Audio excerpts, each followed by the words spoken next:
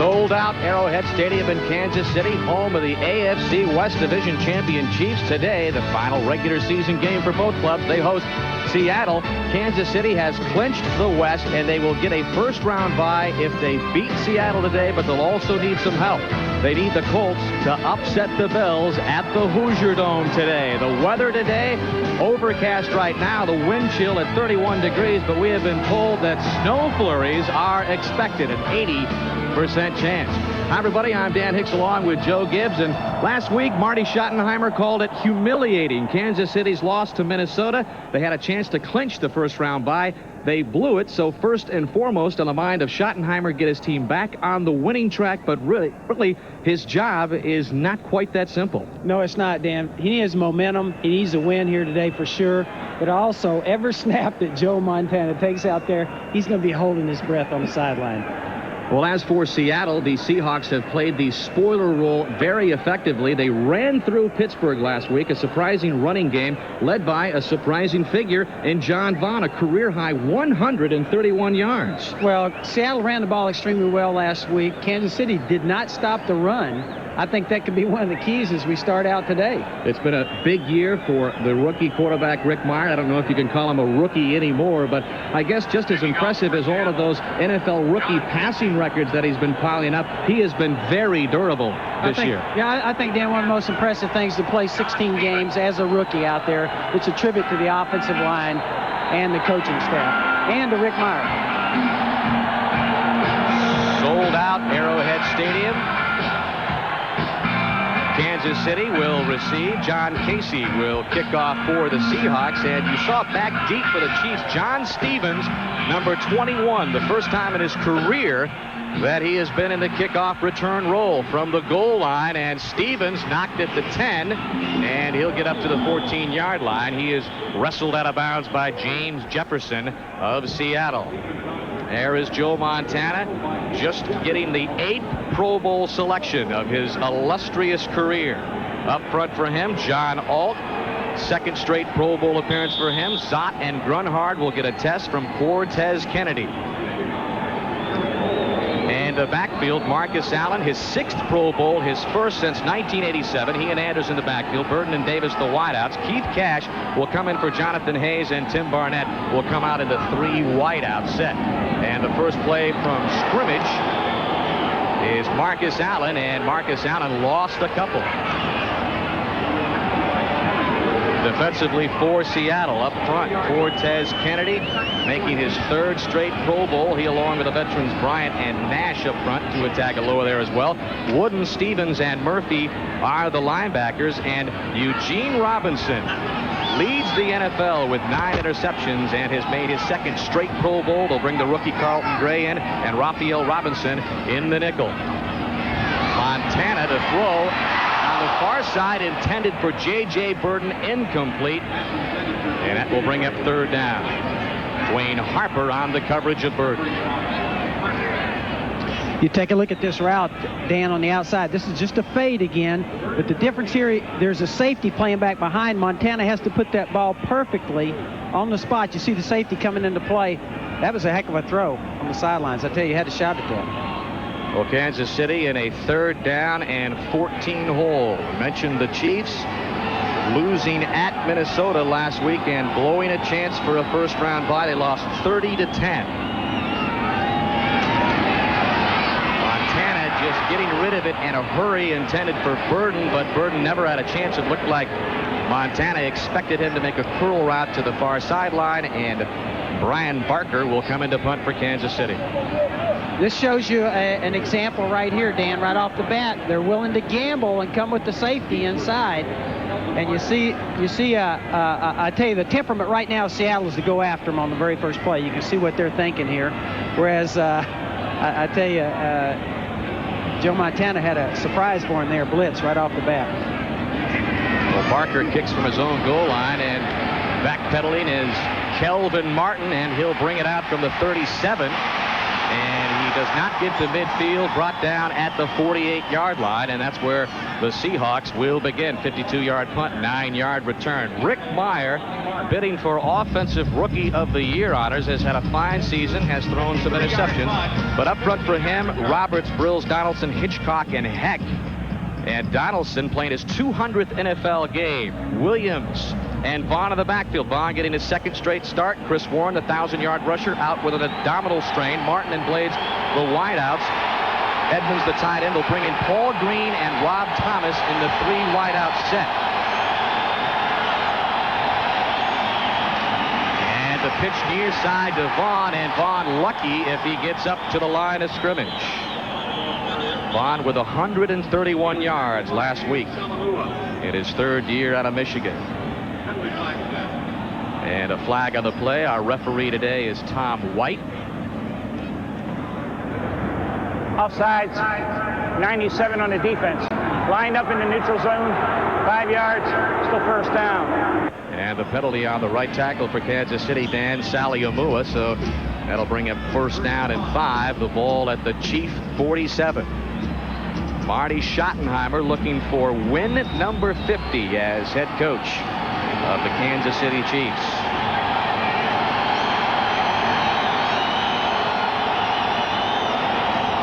And here is Vaughn again looking for first down yardage, and he gets it. He's to the Chief 40-yard line. And the Chiefs defensively led by the Pro Bowlers again. Neil Smith and Derek Thomas on the outside. Smith leads the NFL with 15 sacks. Rogers, Simeon, and Martz, the linebackers. It's been a depleted secondary for Kansas City. They've been injured. Charles Mincy starts for Kevin Ross. Jay Taylor for Dale Carter, and they'll bring in the former Jet Eric McMillan in the nickel. First and 10. Meyer throwing in and out of the hands of the tight end Paul Green at the 29. I think right off the bat, Seattle comes out and goes with the same game plan they had last week, Dan, where they're trying to run the football with 2 tight ends. In this case, Rick Mirer coming off of that with a little quick play action pass and has a shot there, but just gets the ball up high. Seattle number 1 in the AFC in rushing, and that was bolstered by last week's 267-yard total against Pittsburgh. That's an AFC high this season. John Vaughn with the second down carry, and he'll get up to the 37-yard line, brought down by Joe Phillips, the left tackle for the Chiefs. I think one of the stories of this game that when we talked to Tom Flores is that he was concerned about, Dan, everybody being sick. They have 20 different guys on some kind of medication. They were having to move players around. Some of them were sick, trying to get them out of the rooms. For instance, Jeff Graham, they had to try and get him away from Rick Mirer. They were so shuffling. the start quarterback doesn't get sick. Shuffling in the hotel last night. 3rd down and 7. Blades in motion to the far side. Doug Thomas is in on the offensive set, and Mirer from the shotgun comes up, and it is almost picked off by number 59, Jaime Fields. Fields had blocked it and almost picked up his first interception. He's a rookie out of Washington, and Marty Schottenheimer loves him. One of the things that Mirer does very well is move around the pocket. You see him here, Dan, start to scramble. In that case, he did have a receiver. The problem is he didn't get it up high enough, and you can see him. He's really upset here. This is the thing that you're seeing out of Rick Mirer now. More excitement, upset when he doesn't make the play, as opposed to earlier in the year when he was just acting like a rookie, being kind of quiet. Well, this would be a career-long field goal by John Casey. We saw him make a 60-yarder in warm-ups, and he has it. 55-yard field goal by John Casey has opened up the scoring in the opening moments at Arrowhead. Seattle leads it. Dan, you made the point. We were watching him here in practice. Matter of fact, we were betting a few bucks on it. This guy, Casey, in that direction, hit a 60-yarder right from the middle of the field, a 60-yard field goal, and it was super strong, and that didn't surprise us any. Not only was it a career long for John Casey, as you look at Tom Flores, he likes it. That is a new team record. Casey had owned the team record of 54 yards, and with that 55-yarder is now 23 of 28 on the year, and he's just 2 off of his own record. of field goals in a season. John Stevens from the 2 for Kansas City. Stevens across the 20, and before he's brought down at the 24, it was James Jefferson again making the tackle. Actually, Raphael Robinson making the special teams tackle, and this is Joe Montana. 2 interceptions last week against Minnesota, and very rare, Joe. This is a guy that has thrown only 6 interceptions all year, and we talked to Joe yesterday, and he said, yes, it was perhaps my most dismal performance so far this season.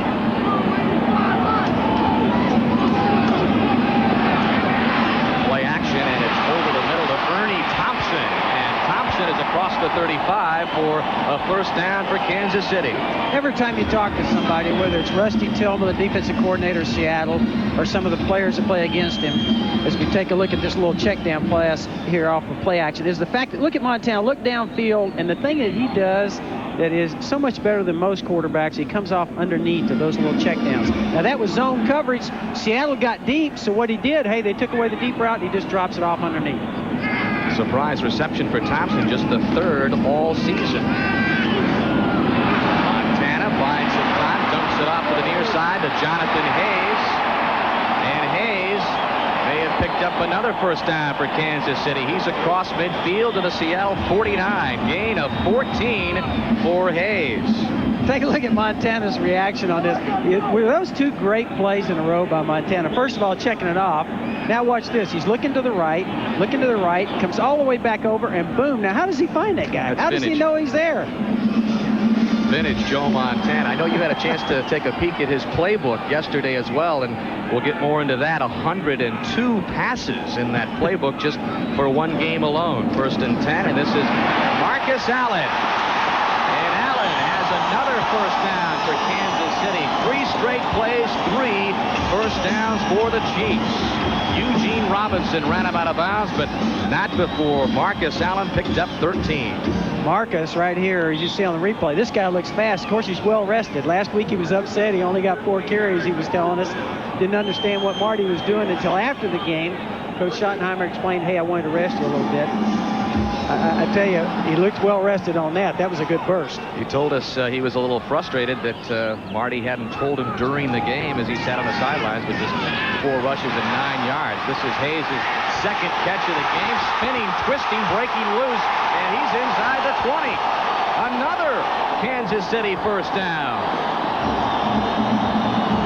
17 yards on that connection from Montana to Hayes. Cortez Kennedy went downfield to make the stop. In this case, Montana just simply going to a flat route. There was a deeper route by the receiver behind that, but the tight end was the guy to go to, and a heck of a run here spinning off.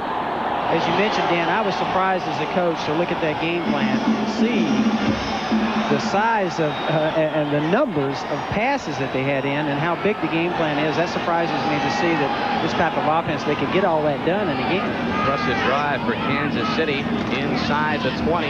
This is Kimball Anders on the left side trying to turn the corner, and he gets inside the 15. And he's brought down by Eugene Robinson, the leading tackler of the Seattle defensive unit. And Eugene, the 2nd straight season he has made the Pro Bowl. What a season he's had. We ran into him in the lobby with his wife, and we were talking there, and you know, he's just a class guy going to the Pro Bowl, and every time you talk to his coaches, they say, man, this guy's our quarterback on defense. He makes the audibles, makes all the calls, and all the guys on defense say, hey, he is their leader. 2nd down and 5, ball on the 14. Montana pumping once and twice, looking for Willie Davis, and that one is incomplete. As we were talking to Marty, Coach Schottenheimer, he was saying, hey, what we need is back in momentum. We want to go into the playoffs, and they accomplished something I think that was big for this team this year. Their first division championship, I think, is something that was very important for them, Dan, because there's only been 2 Super Bowl winners ever that won a Super Bowl, didn't win the division. So that was a big step for them. Now they want to get themselves ready to not only just, hey, get in the playoffs, they want to play great when they get in. 7th play of this drive, 3rd and 5. Montana looking for Davis in the end zone, touchdown.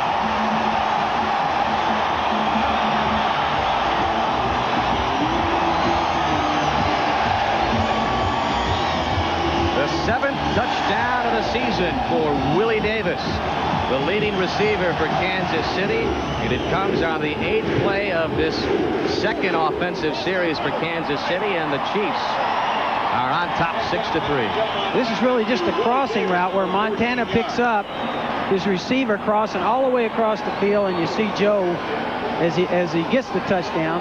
Pretty excited about this. This was a very crisp, sharp drive, their second drive. They're very sharp all the way down the field, and a touchdown. They did everything they wanted to do there. And they picked up, I believe it was 4 straight first downs on 4 straight plays. And this is Nick Lowry, and he's got the extra point. So with 8:45 left in the first at Arrowhead Stadium, Kansas City up 7-3.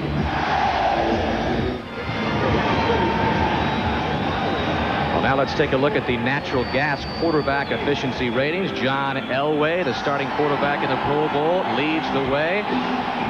Joe Montana of Kansas City, 87.8 second, and Rick Mirer 13th. But Joe Montana making his 8th Pro Bowl. Now, for the first time, Joe, the fans had a chance to vote in this year's Pro Bowl. Yeah, and Joe really said he thought that's who gave him the vote, put him over the top, were the fans.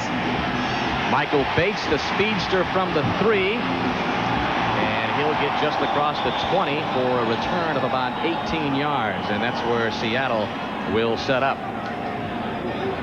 He was stopped by Tracy Rogers of Kansas City. The scoring drive for the Chiefs, very impressive. 7 plays, 76 yards. It only took 3 minutes and 20 seconds. And it was capped by the 14-yard strike to Davis. Joe gave us his comments on playing in the Pro Bowl. He says, I'm not sure I'll play. He doesn't like the idea of getting hit. That's what I always felt as a coach, too. I hated to hear my quarterback was picked for the Pro Bowl because they got a chance to get their hang knocked out of him. Mirer throwing on first down, and he's got Brian Blades. Blades to the 40 and a first down for Seattle. Brian Blades now just 4 catches away from breaking Steve Largent's single-season receiving record of 79 set back in 1985. Dan, now that was a great throw. What that took right there for Rick Mirer, he had to get that ball up with air, get it over the top of people, and drop it in. That was a heck of a shot. And I tell you, this guy is impressive for a rookie now. I'll tell you, that was a heck of a throw right there. That was a tough throw to make. Brian Blades, 76 catch of the year. This is John Vaughn, and he'll get stopped up for a big loss.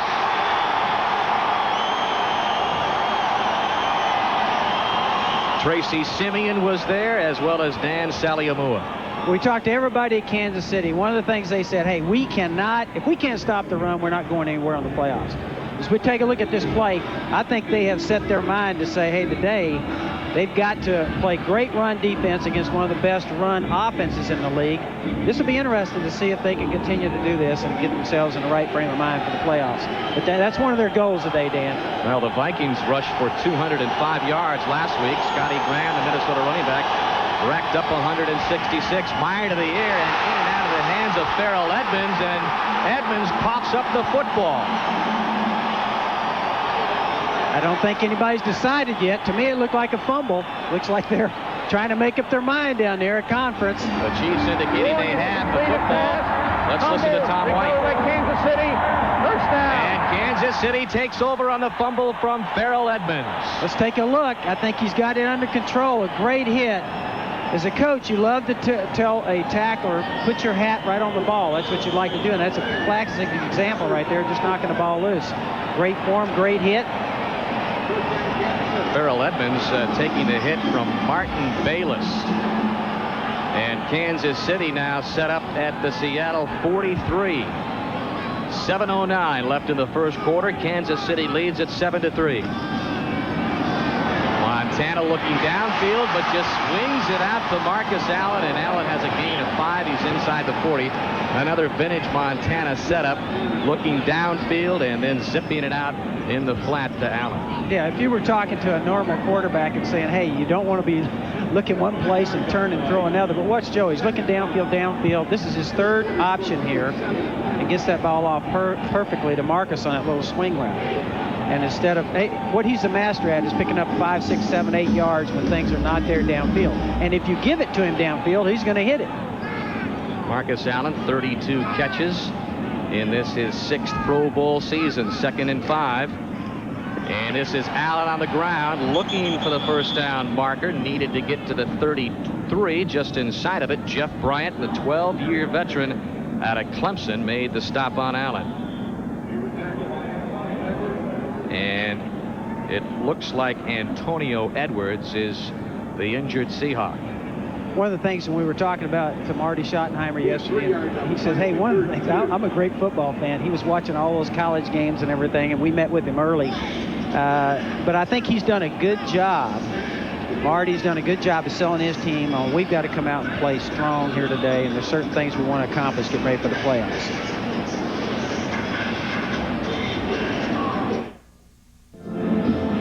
Take a look at the double teams that you're going to see during the day. This is a good example right here. Zott and Grunhard from Kansas City double team, and look at them double team Cortez Kennedy here. He gets it on running plays and pass plays, Dan, all day long. And we talked to the coaches, he's getting a little frustrated by it. You need some other players along that line to take some heat off him. Well, there's Antonio Edwards, apparently all right on the sidelines. He was the injured Seahawk. 3rd and short now. Allen has the first down and more. He's inside the 30, down to the 28, brought down by Terry Wooden. Wooden, the second leading tackler on this Seahawk unit. And they have really been hit by injuries. Yeah, they have injuries and being sick, really, in this game today. Marcus Allen, as we talked to Marty Schottenheimer, this is where he feels like he's probably at his best. Short yardage and goal line. So you'll see him in all those situations when they're in the playoffs and going hard, like they're going hard right now. I'll tell you, the first part of this game, it's impressive. Allen with 4 rushes, already his total of last week, and that was Montana looking for Mike Bartram, the 3rd-year free agent out of Marshall. Bartram has not caught a ball all year long. Look at Montana. He's telling him on the sidelines, hey, the safety came. The safety blitzed him there, and he turned to the sideline and put his hand up and said, hey, he's signaling the safety came after him. And of course, he's been around a long time and knows what to do with the ball when safeties do come. That's what we were talking about.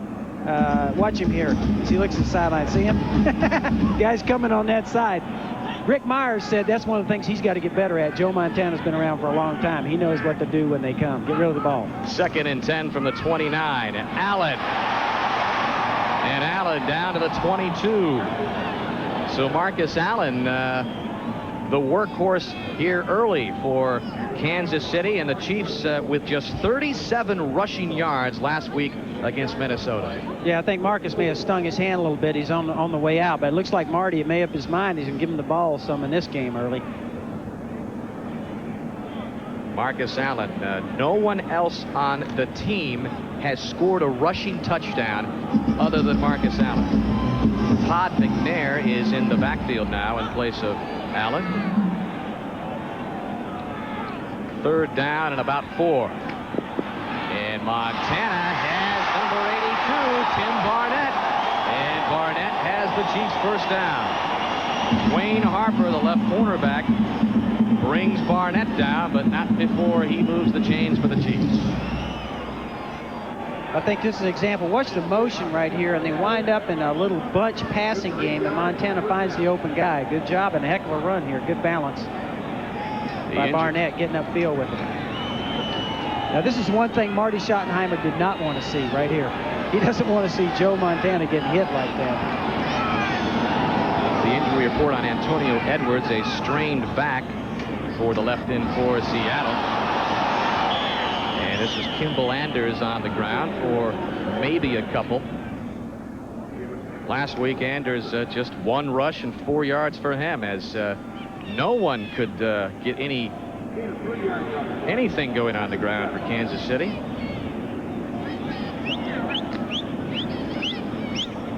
.342 left in the first quarter. Kansas City with a 7-3 lead over Seattle. 2nd down and 8. The ball at the 12.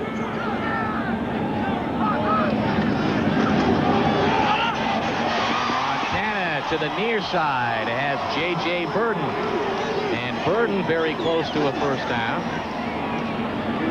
These are the routes that can tell you about a quarterback's arm. And I tell you this, Joe Montana, there's nothing wrong with his arm. These quick outs, they have to get there right now. That's just a little turnout route, and that ball has to get there quick. That's a dangerous pass this close to the goal line. because that's one that a DB playing close enough could jump and pick that thing off all the way. Joe has to get there quick. I don't see his arm dropping off, Dan. I really don't. I mean, the guy seems like he's got plenty of arm strength. Big play here for Kansas City, 3rd and 3. They can pick up a first down if they get to the 9. Right of the 4. Montana comes up and simply throws it away. Anders was at the goal line, but Joe Montana clearly throwing it away and setting up Nick Lowry for the field goal attempt. And Lowry already has an extra point today. He came into the game just 4 points from extending his NFL record of 100-point seasons to 11. So this would be his 4th point of the game if he's able to convert this 23-yard chip shot, and this would give him another 100-point season. This guy's been a machine, hasn't he? And Lowry, automatic milestone for Nick Lowry, extending his NFL record of 100-point seasons now to 11. And the Chiefs extend their lead. 2:52 left in the first. They lead it 10-3. Well, there is Nick Lowry, his illustrious career, but he's survived 11 cuts by 8 different teams. And Joe, when you were with the Chargers, you were one of the guys that let go Nick Lowry. Yeah, one of the intelligent decisions we made. Hey, Ralph Bernurska had been sick. We announced we were going to have a tryout on Monday for kickers. And I kid you not, we came to work that Monday, Dan. There were guys kicking balls all over the parking lot. They had them on top of tin cans and everything else. We take Nick out there, and I talked to him right before the game, and he said, yeah, Joe, he says, I hit 3 for 6 against Mike Wood into a stiff wind. You guys kept Mike Wood, who didn't make a 1. I tell you what he did. He's very competitive. He walked across to Wayne Severe, our special teams coach, and says, you're going to be sorry you made this decision. I guess he proved to be prophetic. He proved his point. If we'd have got this guy, he'd be kicking. He may be kicking for 20 years. 14 years out of Dartmouth, Nick Lowry, who's emerged as the all-time field goal accuracy leader, just under 80%.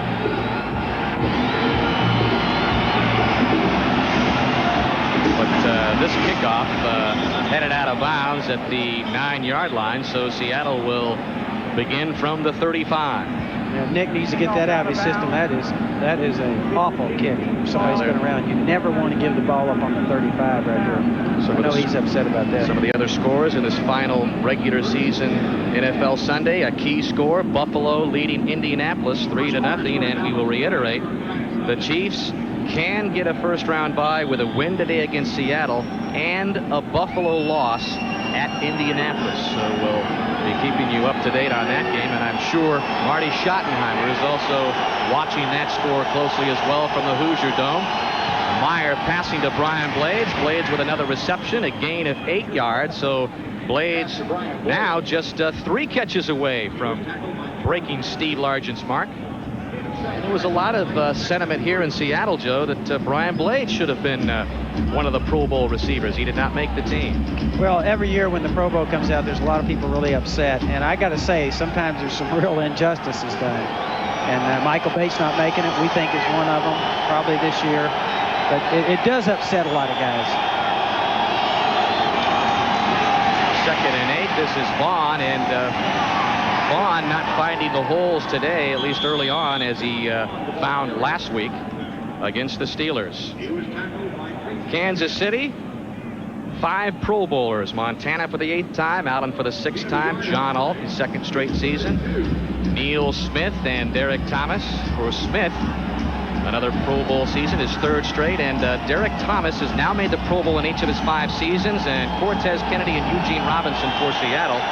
Chris Warren has a chance to make it, and that will be decided when Barry Foster decides if he will or won't play, so it's not official yet. 3rd down and 2 for Seattle, intended for Brian Blades, incomplete, so that will bring out the punting unit and Rick Tootin for Seattle. Yeah, I think they just got away from Rick Mirer. You see Tom Flores there on the sideline, and I think that's one just got away from him there.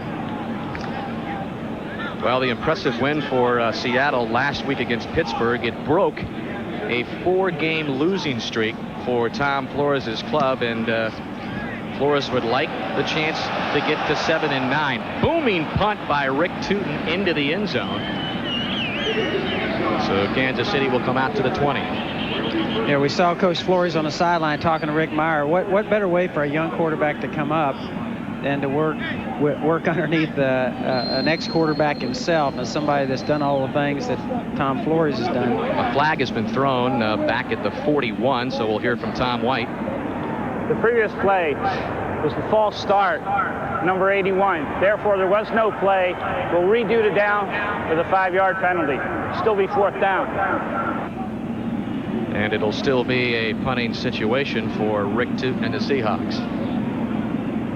Well, there's Michael Bates, and I have to say that it's the Pro Bowl process, Joe, has become a very political one. But I would have to say that Michael Bates being left off as the special teams performer in the Pro Bowl has to be one of the biggest snubs in Pro Bowl history. Yeah, I think he deserved it, no question. Well, let me say this, that's going to happen every year because it is subjective. You got the players, the coaches, and now the fans. So there's going to be there's some upset people when that's over. That process may not be the best. Bates runs by Danon Hughes, and Hughes across the 40. Excellent return across the 45 to the 46. Andy Heck finally brought the rookie out of Iowa down. So Kansas City, already leading at 10-3, will have excellent field position from the 46, punt of 45, and a return of 30 for Hughes. Finds a seam, starts upfield. It's a good return. Take that thing north and south, get all the yards you can. I tell you, Kansas City right now has got a good temperament right now in this game. Packed house here. They're trying to make a point, I think, about last week. 77,000 plus here at Arrowhead Stadium. Another sellout. Montana has his man at the 50-yard line. And it is Marcus Allen. And he's just across midfield into Seattle territory. You want a tough day's work? Watch Cortez Kennedy. Again, a different way of double teaming. This time the line is turning back. You see the guard put his hand on him. And that's deceptive enough for Cortez because he thinks the guard's turning backside, and all of a sudden the center, wham, takes him. That's a great picture, isn't it? Get ready to go to work, Cortez. They're coming after you.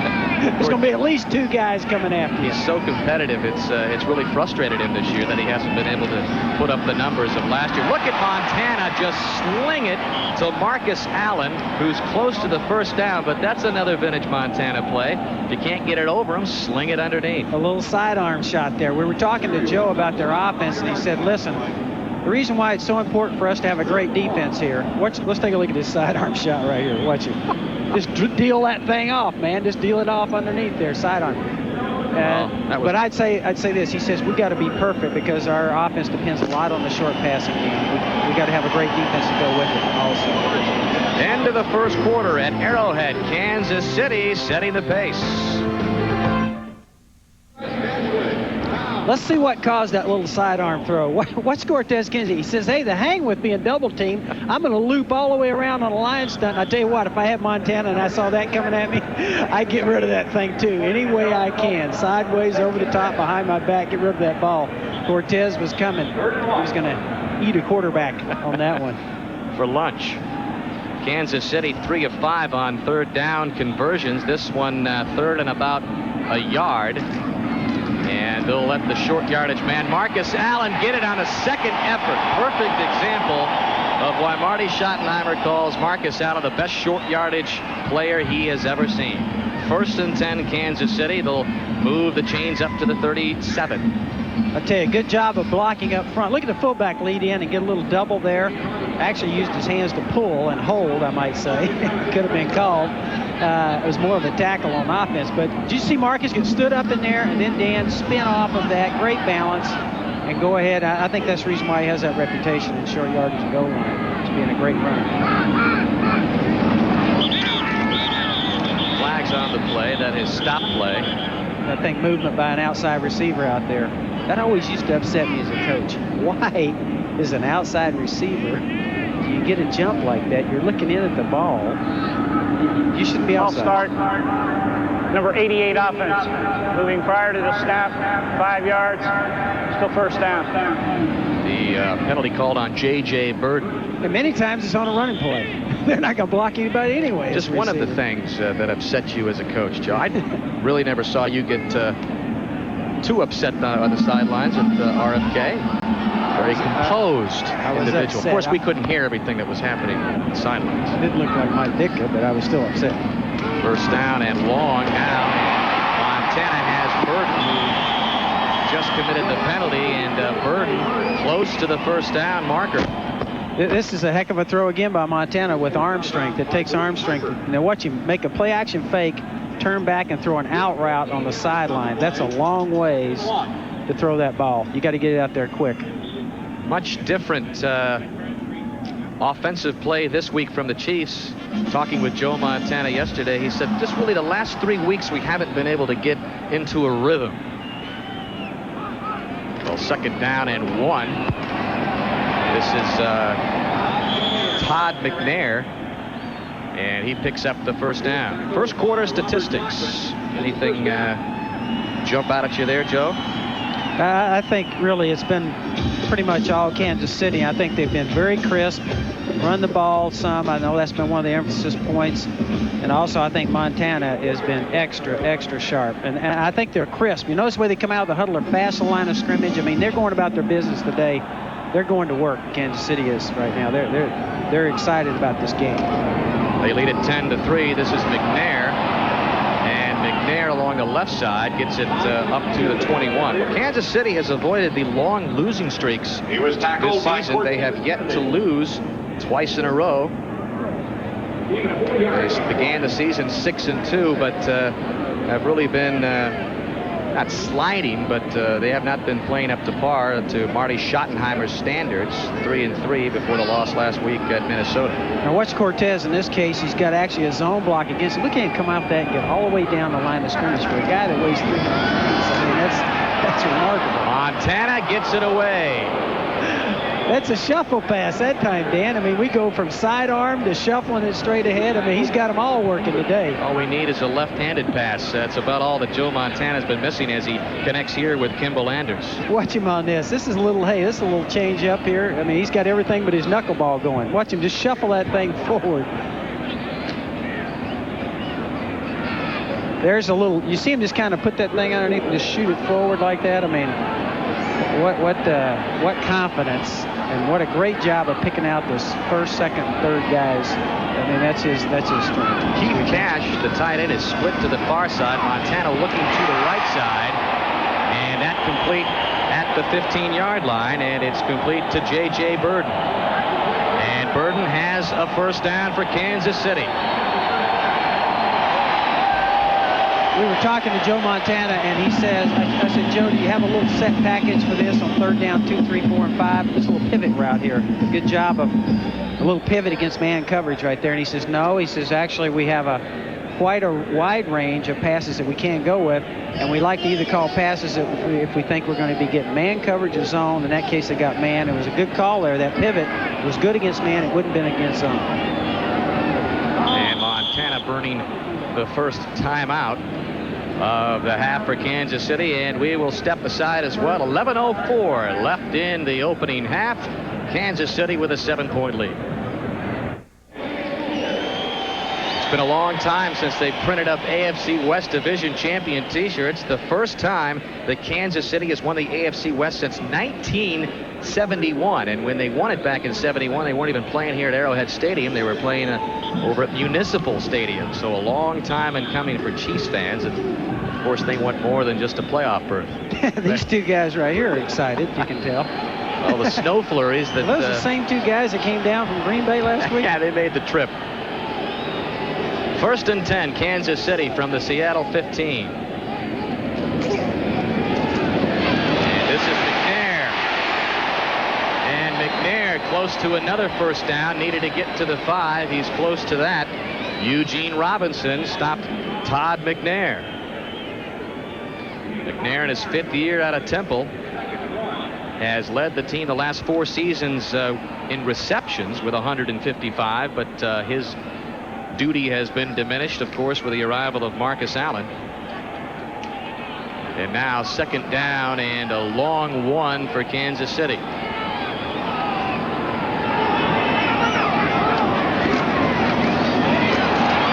they will keep it on the ground to Anders. Anders close to the 1st down. Rod Stevens made the stop for Seattle.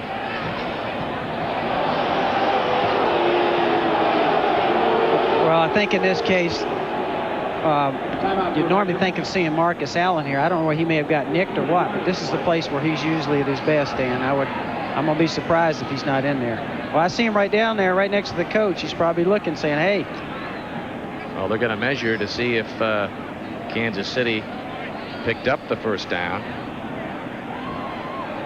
And it appears just about an inch. If I'm Joe Montana, I'm saying, Marcus, get in here. Come on in.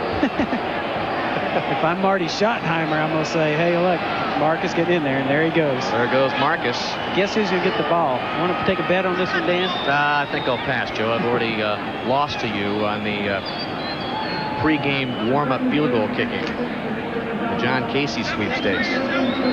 Marty Schottenheimer, you take a look at old Marty there.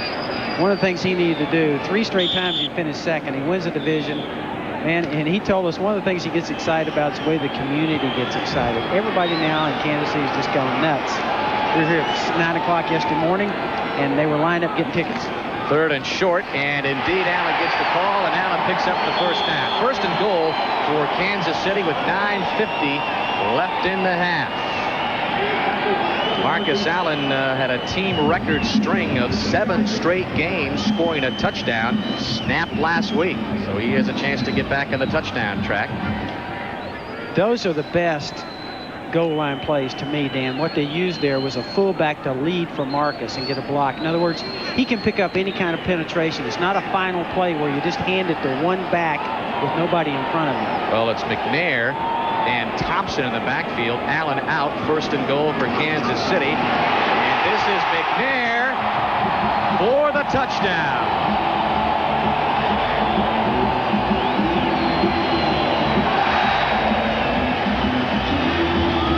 The first touchdown of the season for Todd McNair. First rushing touchdown for somebody else, isn't it? Exactly. The first rushing touchdown of the season for somebody other than Marcus Allen. So Marcus Allen was on the sidelines as McNair went in, and Montana celebrated the touchdown. Yeah, there was no doubt about that one, Dan. A good hole up front, and you saw McNair's body lean there. I mean, he was leaning forward, going for it. Nick Lowry for the extra point, and he's got it. Kansas City with 9:15 left in the half, up by 14. The NFL on NBC is brought to you by Mazda. Mazda, it just feels right. By Coors Light, aged ice cold for that pure taste of the Rockies. Reach for the silver bullet, the right beer now. By Northwest Airlines, some people just know how to fly. And by TGI Fridays, where you'll find a wide variety of great food, served in an atmosphere that's great fun. Everyone looks forward to Fridays. Dan Hicks and Joe Gibbs back at sold-out Arrowhead Stadium and at the Hoosier Dome. 3-3 now, Buffalo and Indianapolis, and with Kansas City in command here. That score will be watched even more closely by Marty Schottenheimer. Remember, they can clinch a first-round bye with a win today and a Buffalo loss in Indianapolis. Yeah, I tell you, we were talking to Marty, and he says the other thing he told his team, you can kind of get to what he's trying to get across to him. He says, I think 10-6 is mediocre to him. He wanted to be 11-5. The Chiefs also looking for the best ever record in the AFC West, a chance to go 7-1. Michael Bates gets it across the 25 for Seattle. The listings for the game and time in your area. 1st and 10 for Seattle from the 26. To the air on 1st down, Farrell Edmonds, and he is caught for a loss. Tracy Rogers, the left linebacker, put the hit on big Farrell Edmonds. This is a little delayed screen back to the tight end where the quarterback will actually fake his pitch on this. As we take a look, we're going to fake the pitch and then follow the back. He's trying to draw everybody over. The tight end slips underneath him, what you'd like him to go slide over there unnoticed. In this case, very alert by Kansas City, a linebacker right on him for a loss. Any kind of screen like that can be big plays or it can be losses if you hit the wrong coverage. Loss of 1, 2nd and 11. And this is John L. Williams, but I believe one of the Kansas City defensive linemen moved prematurely, so we could be seeing the encroachment penalty here from Tom White, and indeed we do.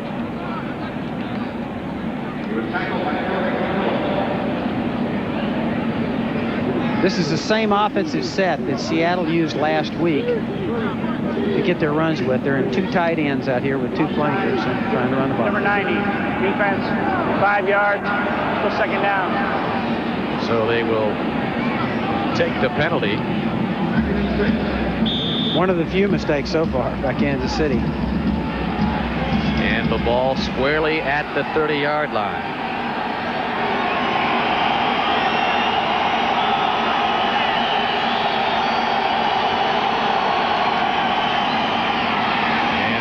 John Vaughn, and Vaughn snapped back at the 30.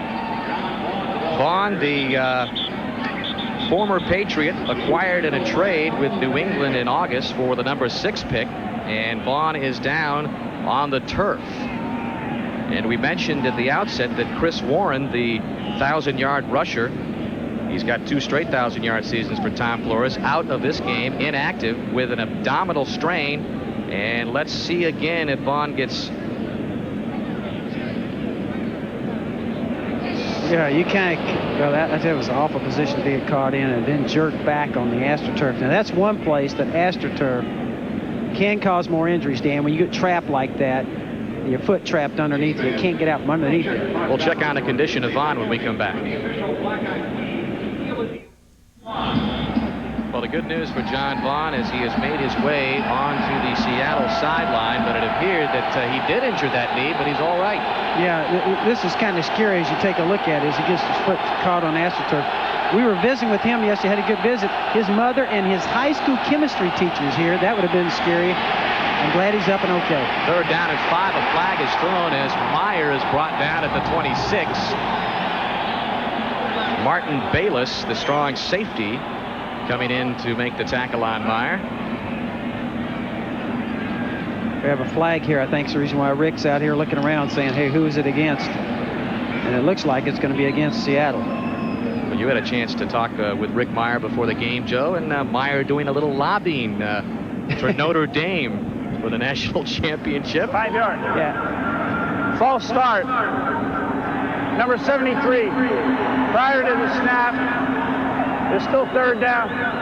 Please reset the stadium clock to 7:40. Here you see Rick again. This is actually a coverage sack, Dan, where there's nothing to throw to downfield, and he's having to scramble on that. Yeah, I asked him, I says, what do you think about Notre Dame? He says, well, I'll tell you one thing, we deserve at least half of it. Oh, yeah. No biased opinion there at all, huh? No, he wasn't. Well, the penalty was on Ray Roberts. So that will bring up 3rd down and long. Chiefs lead at 17-3. Mirer again flush from the pocket. Gets out of the grasp of Darren Mickle and gets rid of the ball. A flag is thrown at the 9-yard line. The question there, Dan, was he outside the tackle? If that's the case, he's allowed to throw that ball away. Derek Thomas was pressuring Rick Mirer. And now a large-scale gathering is now occurring at the 9-yard line, and we'll listen to Tom White to see if perhaps Mirer was outside the tight end. If you are outside of the tight ends, you can throw it close or near the line of scrimmage and not get called for intentional grounding. I think he's clearly outside here and did a good job even switching that ball to his left hand. Intentional grounding. Since the ball spotted a pass was more than 10 yards behind the line of scrimmage, the ball will be placed at that spot. Loss of down, 4th down. So 4th down and 26. And Rick Tootin will come in to kick to Danon Hughes, who stands back at the 47. All sorts of players hailing from schools involved in yesterday's big bowl matchups. Tootin of Florida State. Grad gets his kick blocked, and the Chiefs have recovered for the touchdown.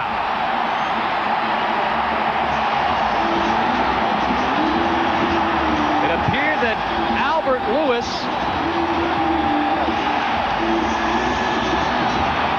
blocked it and recovered it. I'd say this, Albert Lewis is probably one of the best block men in this league. When we played against him, we used to try and double him if we could. I don't know how many of those he's got. A heck of a job. He just took it right off Tootin's foot. That is the 11th career blocked punt by Albert Lewis. And not only does he block Tootin's punt, he turns it into a touchdown. And Kansas City now up 23-3. I think it shows you their attitude, too, going for a punt block like this in this game instead of saving that for a player. Nick Lowry with the extra point. 7:17 left in the half. Kansas City in command. You don't know what this is? This is a plate that was in Albert Lewis's forearm. He just blocked the punt out on the field. And look at this, how this is bent. He got hit a while back and actually bent that in camp. Can you imagine that? You can go down to the hardware store and pick up some stuff like that. That was in his forearm. You know about a tough guy. And there has just blocked his 11th punt. And it's giving Kansas City a big lead. Michael Bates is across the 25 for Seattle on the return. Let's take an excellent stretch run to the end of the season for Bill Parcells and the Patriots here at Arrowhead. Kansas City up 24-3. This is John L. Williams, and we'll tell you that John Vaughn, the injury report on the Seahawk running back, a hyperextended knee, and he may return. Dan, what do you think? Albert Lewis, do you think that would qualify him for an Iron Mike? The fact that I think Ditka would love this guy, man. He's playing with a plate in his arm and everything else. And there's his plate that was actually bent. He didn't What play. do you think, Mike? He ought to be on the team. He ought to be on Iron Mike's team. Didn't play his first 2 games because of a broken forearm. He missed 7 games last year when he originally broke it. The plate was bent, and so they changed plates. And this is John L. Williams, who now getting the bulk of the carries for Seattle. Chris Warren out and John Vaughn out as we take a look at some of the other scores around this final regular season NFL Sunday. The Cardinals, Joe, and your old cohort Joe Bugle having an outstanding, not an outstanding season, but a lot of people believe that they're playing like a playoff team now. It's just come a little bit too late. I was talking to Tom Flores, and he said, hey, I'm going to tell you, he looked across, he says, that's one of the most disappointing losses we've had, but he says, I'm going to tell you something, Phoenix is a good football club, and it looks like they're going to give Joe a chance there, and they're playing extremely well right now towards the end of the year. And Seattle just that short of the first down. But it was an excellent gain for Williams. That'll bring up 3rd down and short. Tom was saying that was one of the most disappointing losses they had because he kind of knocked them out of everything, and he said it's probably the toughest loss he said since I came back to coaching the second time. Seattle lost in overtime 30-27 to the Cardinals, trying to end their season with 2 straight wins. 3rd and short. John L. Williams apparently picks up the first down, but a flag is dropped on the Kansas City side of the ball.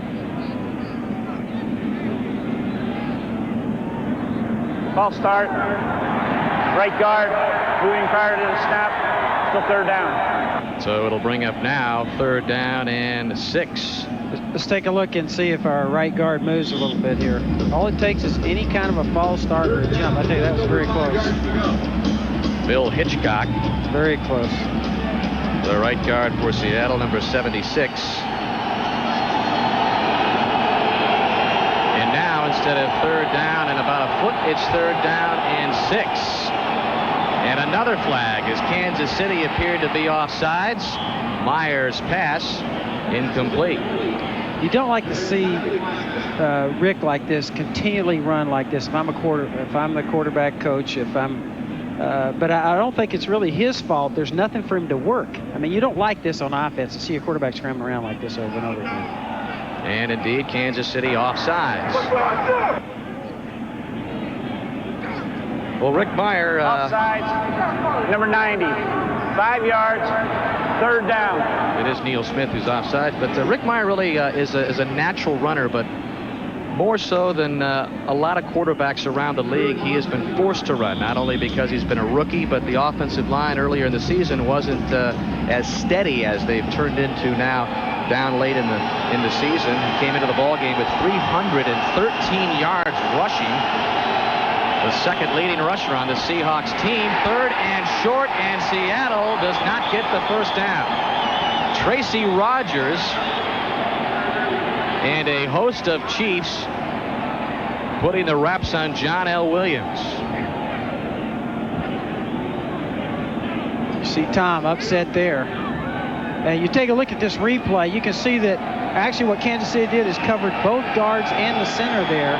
They had everybody up on the run and did a good job of getting penetration. There's no place to go. It was a good job by Kansas City, and Seattle didn't take anybody off the ball there. 3rd down and short. Can Albert Lewis get another punt block? What do you think, Dan? We will see. Not coming. No, I don't think so. Rick Tootin's punt, excellent one, and Danon Hughes back to the 15, and an excellent special teams play made by number 86, Rob Thomas. And Thomas, who just made the excellent special teams play, a bit shaken up. Joe Montana just throwing it away.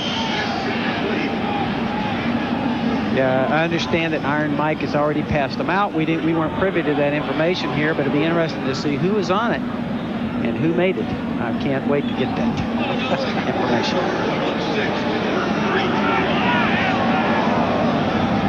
Well, the Seattle Seahawks have not been successful at all in Arrowhead Stadium. They have lost 10 of their last 11 visits here, and Tom Flores 0-3 against the Chiefs as the head coach of Seattle. 2nd down and 10. This is Todd McNair, who had the 3-yard touchdown earlier, which gave the Chiefs a 17-3 lead. Albert Lewis then blocked a punt, the 11th block punt of his career, and fell on it for his first career touchdown. And that has made the score 24-3. And there were many in the Kansas City area, Joe, that thought that Albert Lewis, who has already been to the Pro Bowl 4 times, should have been included this year. Yeah, I don't think there's any question that was the sentiment here. Around the league, that guy's considered one of the premier defenders. Now more flags have been thrown. Hey, the ball, our guy went forward. That is not a foul on the offense. It was amazing to me when you consider what Pittsburgh had on the line last week with Seattle. Considering we talk about them, well, what chance do they have here, against Kansas City? They've got nothing on the line. Hey, they didn't have anything on the line last week and took Pittsburgh, who had everything going for themselves. Seattle did a great job last time. Number 89, moving prior to the snap. It's 5 yards, and we have warned the defense. If this happens again in the course of the game, the penalty will be on the defense. Well, they've warned the defense as Keith Cash picks up the penalty for Kansas City. Marty was upset, a member of the competition committee. They pass a rule against that or something. He was upset. Look at him. He's still going. 3rd down and 13 for the Chiefs.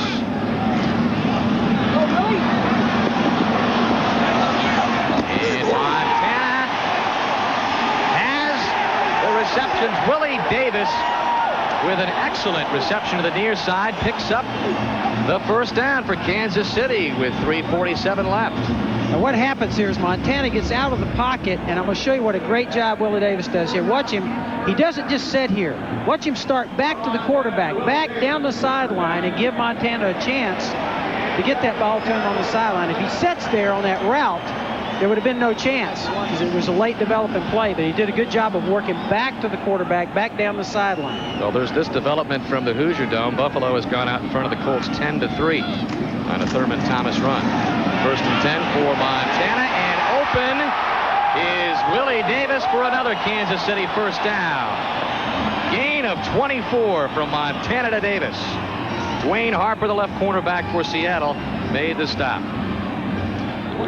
We'll take a look at Montana on the on the out route here. A good job. Back set. Now that is good timing. That's very hard to sack a quarterback. When you get back 7 steps like that, boom, hit, and get rid of the ball, and take a look at the route downfield. It's just a corner route from the inside position by his receiver with an outside receiver clearing it out. But that kind of timing is hard to get pressure on the quarterback. Davis already with a touchdown pass today, has 3 receptions. This is Todd McNair with a big opening for another Kansas City first down. He is up to the Seattle 37.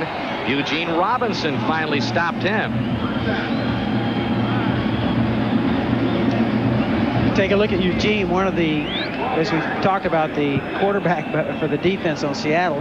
You take a look, a big hole up front. Really, Seattle's not playing good run defense right now, Dan. They're kind of giving it up right here from a run standpoint in the first half. Seattle's doing a poor job of Montana laying it up for Davis, and it is picked off.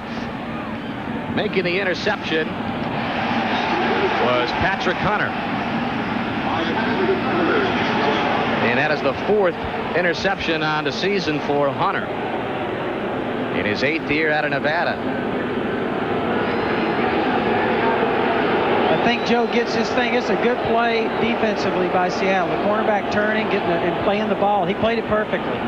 He played it just the way it would have been if he was a receiver. And Joe's upset. He knows he didn't get enough on that.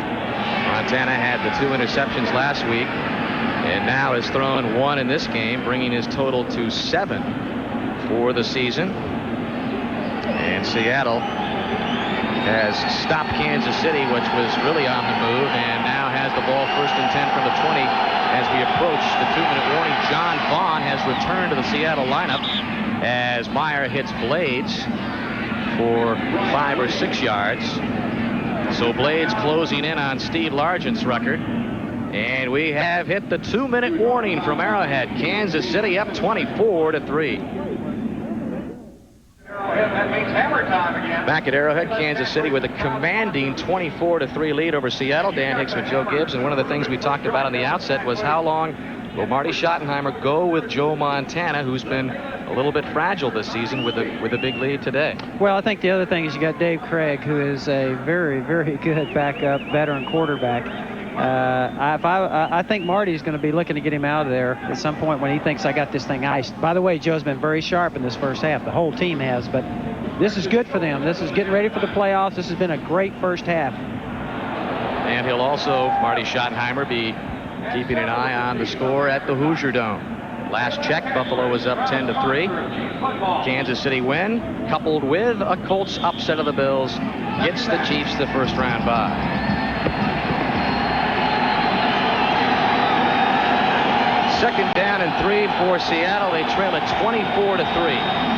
Myers pass deflected at the line of scrimmage. That'll bring up 3rd down. As we continue to roll through some of the other scores, Dallas and New York in a huge game. The Cowboys getting the job done in the Meadowlands. The NFC Central title up for grabs in Pontiac. The Lions and Packers tied in the 2nd quarter. I heard a report from the Giants, and it didn't sound like the Giants Stadium. They said no wind, and they said it was a big break for Dallas in that one. Well, the Patriots continuing to lead Miami. What has happened to the Dolphins season?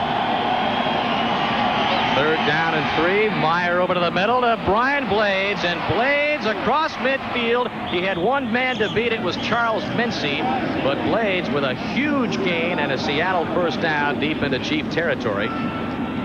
Well, that was a good job by Rick Mirer, a little bit like Joe Montana in this case, taking a page out of Joe's book here. Rick just dropped it off underneath with a big run.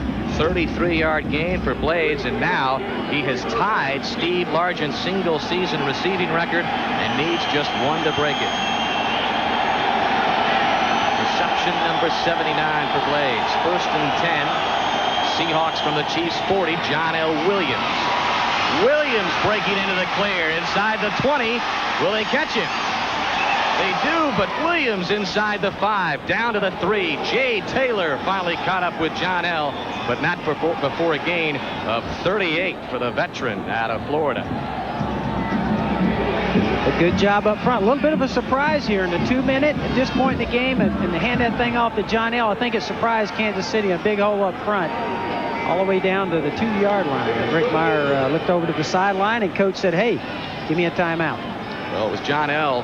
who picked up 86 yards last week. That was his biggest total in more than 2 years. He had a season-high 14 rushes, and after the game, John L. Williams said, hey, a lot of people thought I had lost a step, but that was just because I hadn't been given the opportunity with Chris Warren getting the bulk of the carries. This guy's had a long career. He can block. He's a great blocker in college. He's got good hands. He's a pass receiver, and I think he's probably right, Dan. He doesn't get many opportunities. When he does, he likes running with the football also. He told us in our last meeting, he said, I definitely like running and catching better than I do blocking. He's been around a long time now. He's learned that. Well, this year he set a club record with his sixth straight 50-plus catch season. Seattle, though, with touchdown on its mind here. First and goal, Williams and John Vaughn in the backfield. And the pitch to Vaughn. And Vaughn is stacked up at the 2. Neil Smith, along with Tracy Simeon, meeting Vaughn for no gain. Anytime you go outside, pitch the ball and go outside on the goal line, I think you always run a risk of a loss because you can get a lot of penetration out there. Your best plays, I think, are off tackle at the tight end position with a lead by a fullback. When you pitch that ball, a lot of things can happen. Sometimes it's worth a gamble. Some confusion here, and I think Rick did the right thing. He took the timeout here. Seattle calls a timeout with an even minute left here in the first half.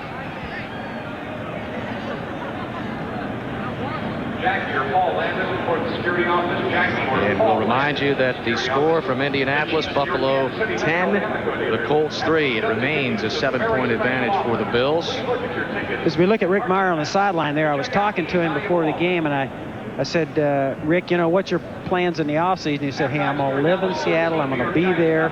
And we were talking to Larry Kennan. He says, I can't wait, the offensive coordinator says, I can't wait to really work with Rick the whole offseason. Rick's dad was a football coach. He loves to study. When we talked to Larry about him, and he says, hey, I think he's going to make a quantum leap now in the offseason when we have a chance to go through the whole offseason with him. Second down and goal. Vaughn is on the sidelines. Tracy Johnson is in the backfield along with John L. Williams. The fake to Williams. Mirer in trouble. Avoids one chief. Dumps it over the goal line for the touchdown. Now that's a heck of a play there by Rick Mirer. That's what he can give you, scrambling out of the pocket. He's done it a number of times today and didn't have anybody to work. That time at the last second, he made a heck of a play there. And you see Tom Flory say, it wasn't exactly the way we drew it up, but that was a heck of a play here. Tracy Johnson out of the backfield, the play action.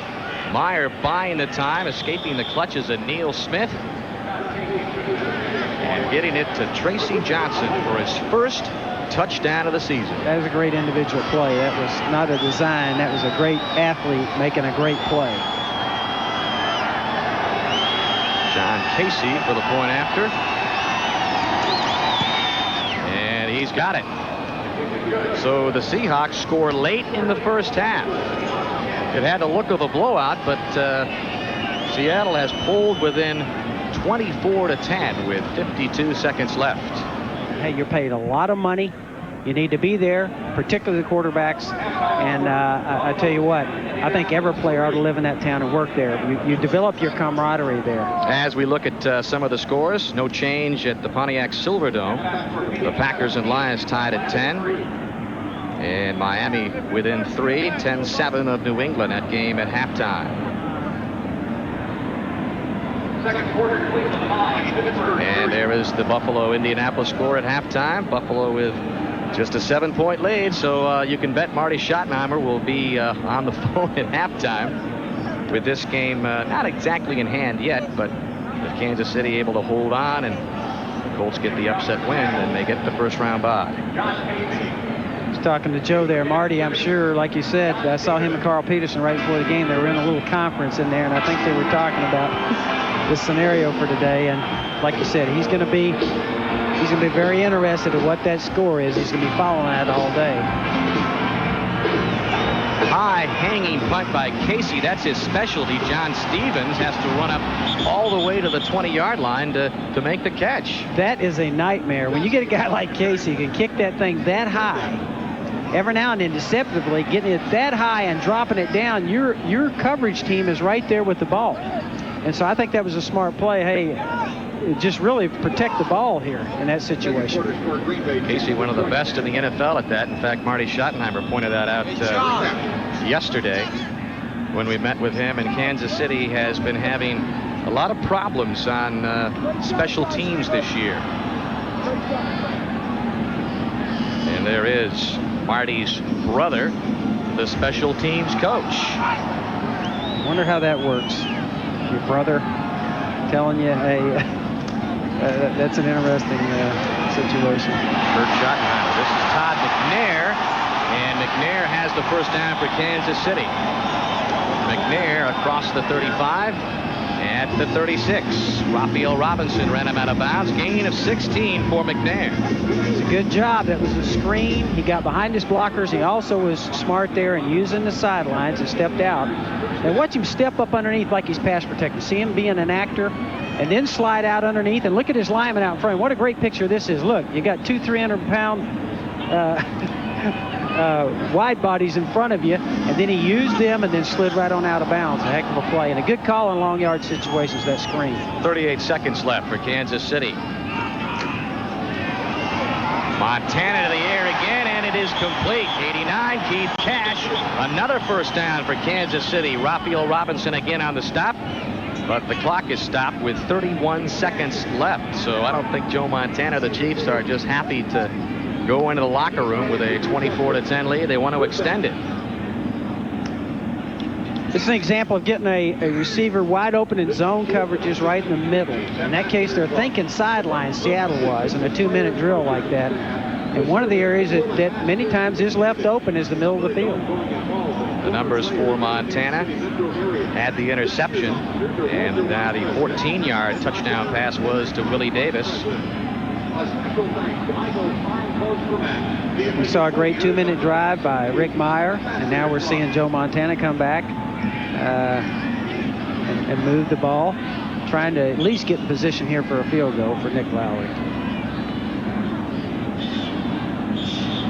Well, the last time the Chiefs lost at home to end the regular season was in 1974, a very successful franchise in the last month of the season as well. In Marty Schottenheimer's era, 22-9-1. As we remind you to stay tuned for the Domino's NFL Live halftime report. Montana buying time, running out, and he will not quite get to the line of scrimmage. Tyrone Rogers may get credit for the sack. I think Marty's heart started pounding right there. 2nd and 9. Montana's pass intended for Burden incomplete as the clock stops at 10 seconds. And that'll be one of the issues Marty will have to deal with in the second half. How long do you go with Joe Montana? And listening to the NFL Live report that you did along with Mike Ditka, your opinion differed with Mike Ditka. You said that you might want to take out Joe Montana. Mike says, hey, go with him the whole way, get the win. I think Mike and I might differ quite a bit, to tell you the truth. Mike is, he's going to put it, I'll tell you the truth, this makes me really nervous as a coach. If I'm Marty over there, I don't like him taking these hits. 3rd down, Montana has his man. And they stop the clock with 3 seconds left. And emerging with the ball, J.J. Burden. Dean Wells, the rookie, put the stop on Burden, but not before he gets down to the Seahawk 30. This is a slant route, a quick slant route, just a 3-step drop by Montana and firing a slant versus that zone coverage. You normally don't think of that because you're putting the ball in the middle of the field. But watch Joe how smart he is. Watch him go forward now, looking right in front of the ref. Timeout, timeout. He's actually moving forward saying, hey, knowing that he's got to get that thing called because they're in the middle of the field. Well, Nobody runs the quick hurry-up offense and more successfully than Joe Montana. As you look at Nick Lowry warming up, definitely within his range. And here comes Lowry with 3 seconds left. Montana has led 27 fourth-quarter comebacks in his career and has now put Lowry in position to attempt a 47-yard field goal. Lowry has already made a 52-yarder this season and has a career long of 58. That was set 8 years ago. Brian Barker, the holder. And Lowry gets a lot of foot into this one, and it is good. And that is the final play of the first half.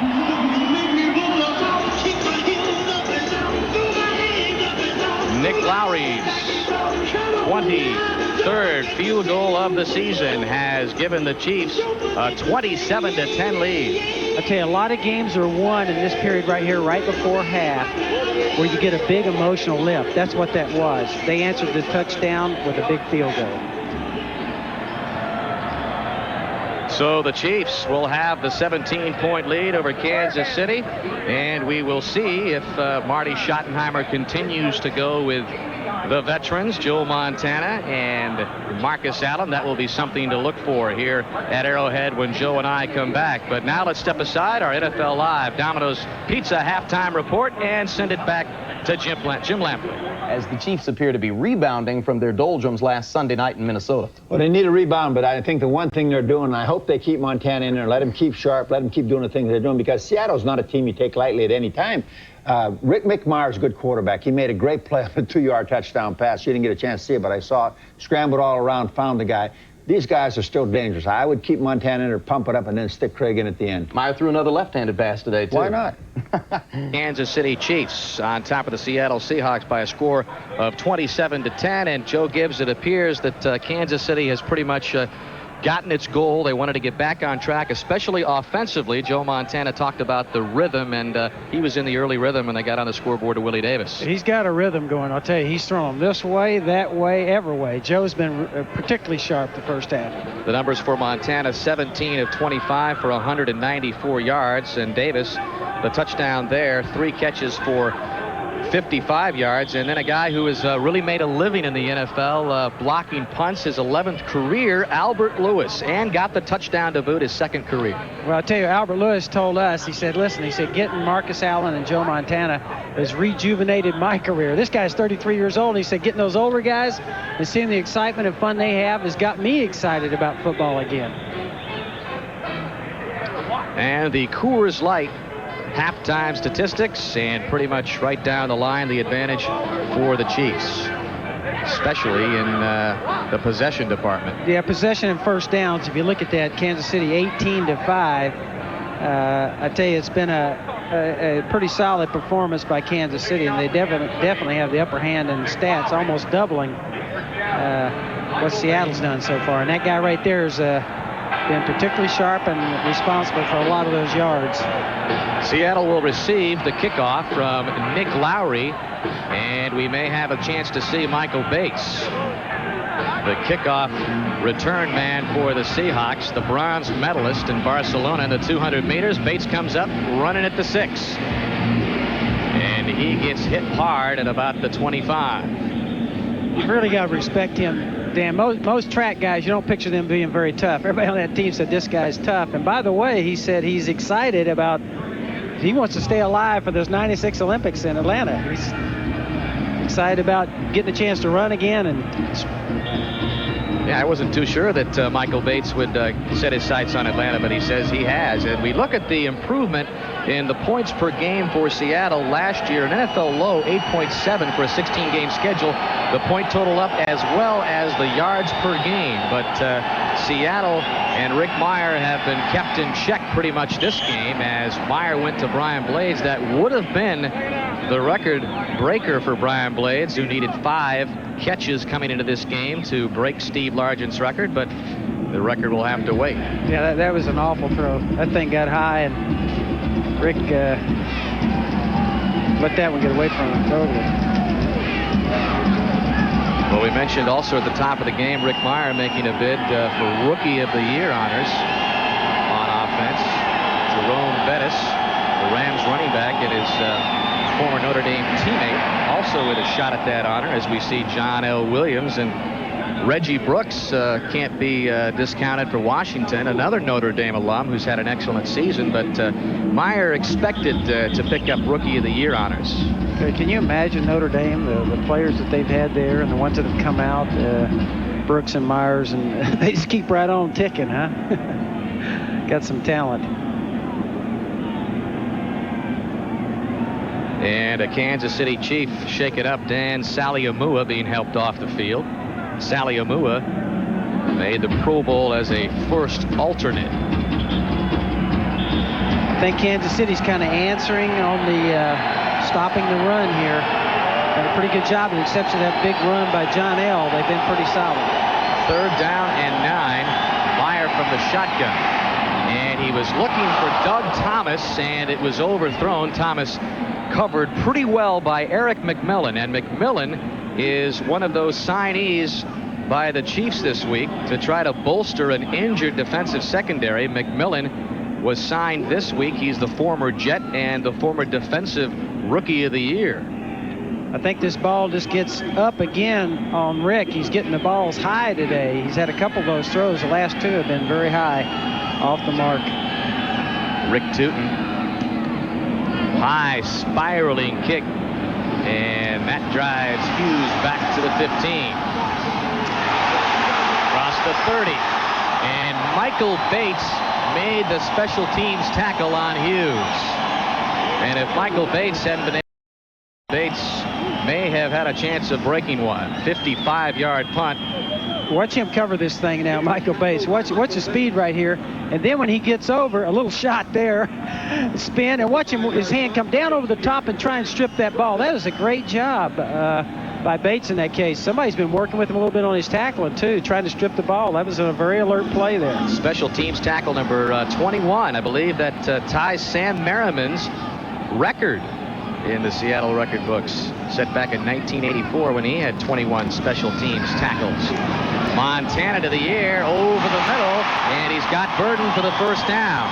Burden to the Seahawk 45, brought down by Dwayne Harper. Joe doing a good job in play action on this case. Came right out, very first play. For them, a little play action fake. And a good look there at Burden, kind of working back to the quarterback on just a stop route. Gain of 16 for Burden. Chiefs with a 1st and 10. They lead at 27-10. This time it is Burden on the far side, and Burden gets a few about to the 41-yard line of Seattle, actually incomplete, and that'll bring up 2nd down. Just at the last minute, it appeared Burden did take his eyes off of it. Looking probably to see where am I going to run or who is going to hit me. That's the question here. Looking to run or get hit. Patrick, you know somebody's Hunter coming made the hit there. Yeah, when that ball travels that far, you know somebody's coming to tattoo you.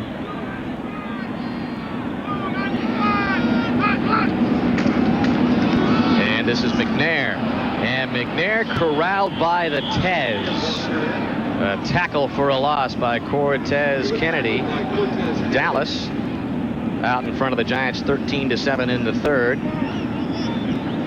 And Detroit now out in front of Green Bay 13-10, also in the 3rd quarter at the Silverdome. Miami needs a win to get into the playoff picture. Tied at 10 now with the Patriots in Foxborough. Bill Parcells has them rolling. And there's the Buffalo. Score 10-3 over Indianapolis. The Chiefs rooting for the Colts to try to pull that one out. Flag on the play here as Montana's pass is complete to Todd McNair out of the backfield. Robert Blackman, the strong safety, on the stop of McNair.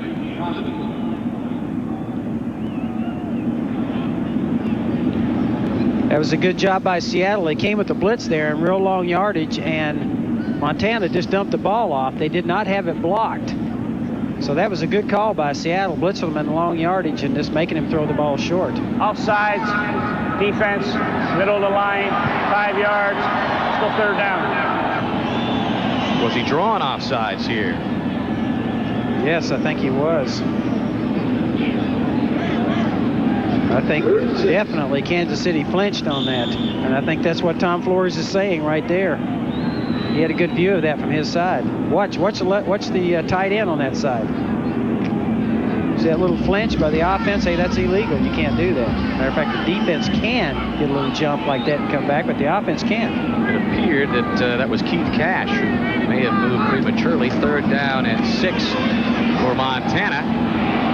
Looked like he wanted to load it up way downfield, but a nice sliding grab by Burden, but indicated that he was out of bounds. Patrick Hunter over there on the coverage of Burden. Nice grab, but no catch. Seattle came with the blitz again. Joe's upset with himself because that was man coverage right there. That's his bread and butter. Look at him. He's talking on the way off. He's mad at himself. Watch his reaction. He knows he's upset. That was his chance for a big play. When you see blitz coming and it's picked up, then that means everybody downfield is man for man. He had an opportunity there for a big play and missed it. That's why he's so upset. The report on Dan Saliamua, shoulder burner, questionable. His return. Brian Barker hangs it up nicely, but it's too far, and Kelvin Martin watches it sail over his head. And the Seahawks will begin from the 20. They trail it 27-10. We expected snow flurries in this game, but just slight drizzles now. And there's Joe Montana on the sidelines, very frustrated in that last throw. But here's another side of Joe Montana that we'll expand upon in just a moment. 1st down and 10 for the Seahawks from the 20. Mirer with time, but has to be flushed out on the left side. He can run, and run he will for the 1st down. He's across the 35, and they'll mark Rick Mirer at the 36. Good enough for the 1st down for the Seahawks, and Mirer had a pretty good lane there on the left side. Let's look at it the way he would look at it, right from his level. Look, he's back, nobody to work to. He's worried about it, scrambles to the left, and from here on, a pretty good athlete. And at the end here now, you slide feet first as a quarterback. They're not allowed to hit you. It's a good, smart move on his part. Mirer had a 33-yard run versus Pittsburgh last week. That was the longest by a Seattle quarterback in several years. John L. Williams gets the reception. That was the longest run by a Seattle quarterback since Dave Craig picked up 37 yards 9 years ago. So Mirer is adding to his resume, the early records setting his career. 1st among AFC quarterbacks this year, rushing. We see somebody down on the other side. It could be Albert Lewis over there, I think. It is Albert Lewis. Hope there's nothing serious there. We were talking to Albert about Montana. We saw the serious side of him a few minutes ago. He was really upset after missing a big play on that man coverage. We saw the serious side, but he goes, hey, listen, this guy in practice, Joe Montana in practice, is like a kid, running all over the place and having fun out there. And he said, you know, he kind of attributed that to the fact he's kind of giving him new life. He looks like he's okay here coming off. Another look at Albert Lewis. Bayless. Martin Bayless colliding those helmets, and you saw how frustrated Albert Lewis was. He's had an injury-plagued career, especially lately. He missed 8 games in '91 with a knee injury. We talked about the broken forearm, which caused him to miss 2 games earlier this year, and he missed 7 last year. 2nd down and 6 for Seattle. John L. Williams is up to the 44, short of the 1st down. That'll bring up 3rd down. We'll also update the Buffalo score, Indianapolis and the Bills. The Bills now out in front, 13-3. Steve Christie has a field goal. And now we look at Dave Craig warming up on the sidelines. His team out in front 27-10 with 10:20 left in the 3rd quarter. Not a bad move here. 3rd down and 2. Mirer in and out of the hands of Kelvin Martin. Would have been good for the 1st down. Martin unable to hold on. That'll bring up 4th down. Yeah, irregardless of Mike Ditka's approach, I think. I think right about in here getting Craig ready. A little bit of a juggling act in the middle of the field here. I tell you, that's tough. The ball's behind him a little bit, and that made it tough for him to get that thing in. You want to get that ball a little bit in front. That's a tough pattern to throw. A guy crossing your face like that, those are the hardest to get the ball in exactly the right place, particularly in the middle of the field. The receiver can get hit. Rick Tootin's punt bounces at the 18. Danon Hughes lets it go. Michael Bates touched it. I believe he's about at the 1-yard line or 2-yard line. They've got to spot it at the 3. So where's Michael Bates on an outstanding special teams play? Anybody else in their speed doesn't get the job done here, but Olympic speed gets it done. I think he's making a statement here about not getting voted at Pro Bowl. I don't blame him. The guy's capable of making plays all over the field with that kind of speed, and he is a tough guy. Kansas City and Dave Craig will begin from the 2. So with 10:04 left in the third quarter, Kansas City up 27-10. Marty Schottenheimer has elected to go with Dave Craig, the 3-time Pro Bowler with Seattle. Joe Montana on the sidelines. And Craig, his first series, has the Chiefs backed up. And out of the backfield, he'll find Keith Cash. And Cash lucky if he got a yard. As the scores continue to roll, Dallas up 13-7 on the Giants. Home field throughout on the line in that game. And the NFC Central title on the line at Pontiac. Green Bay up now.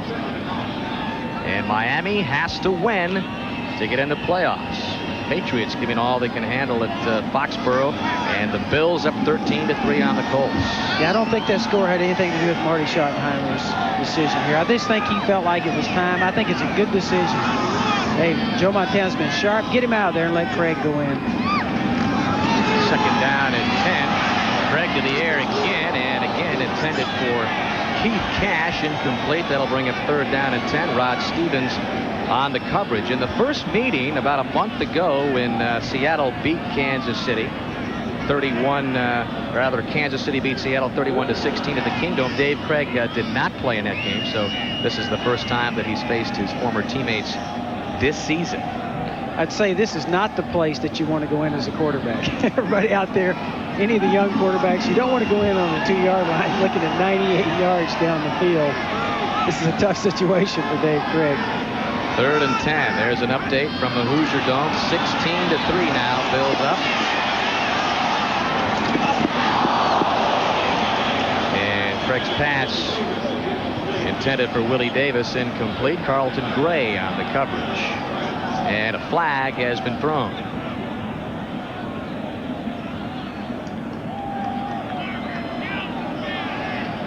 And the indication against Seattle.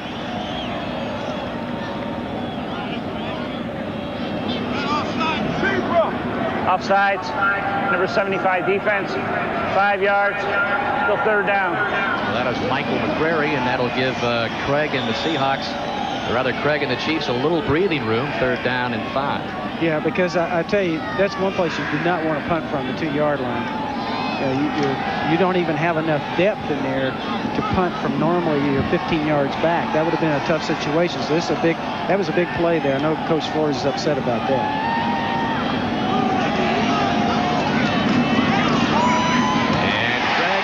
J.J. Burden fighting for the first down.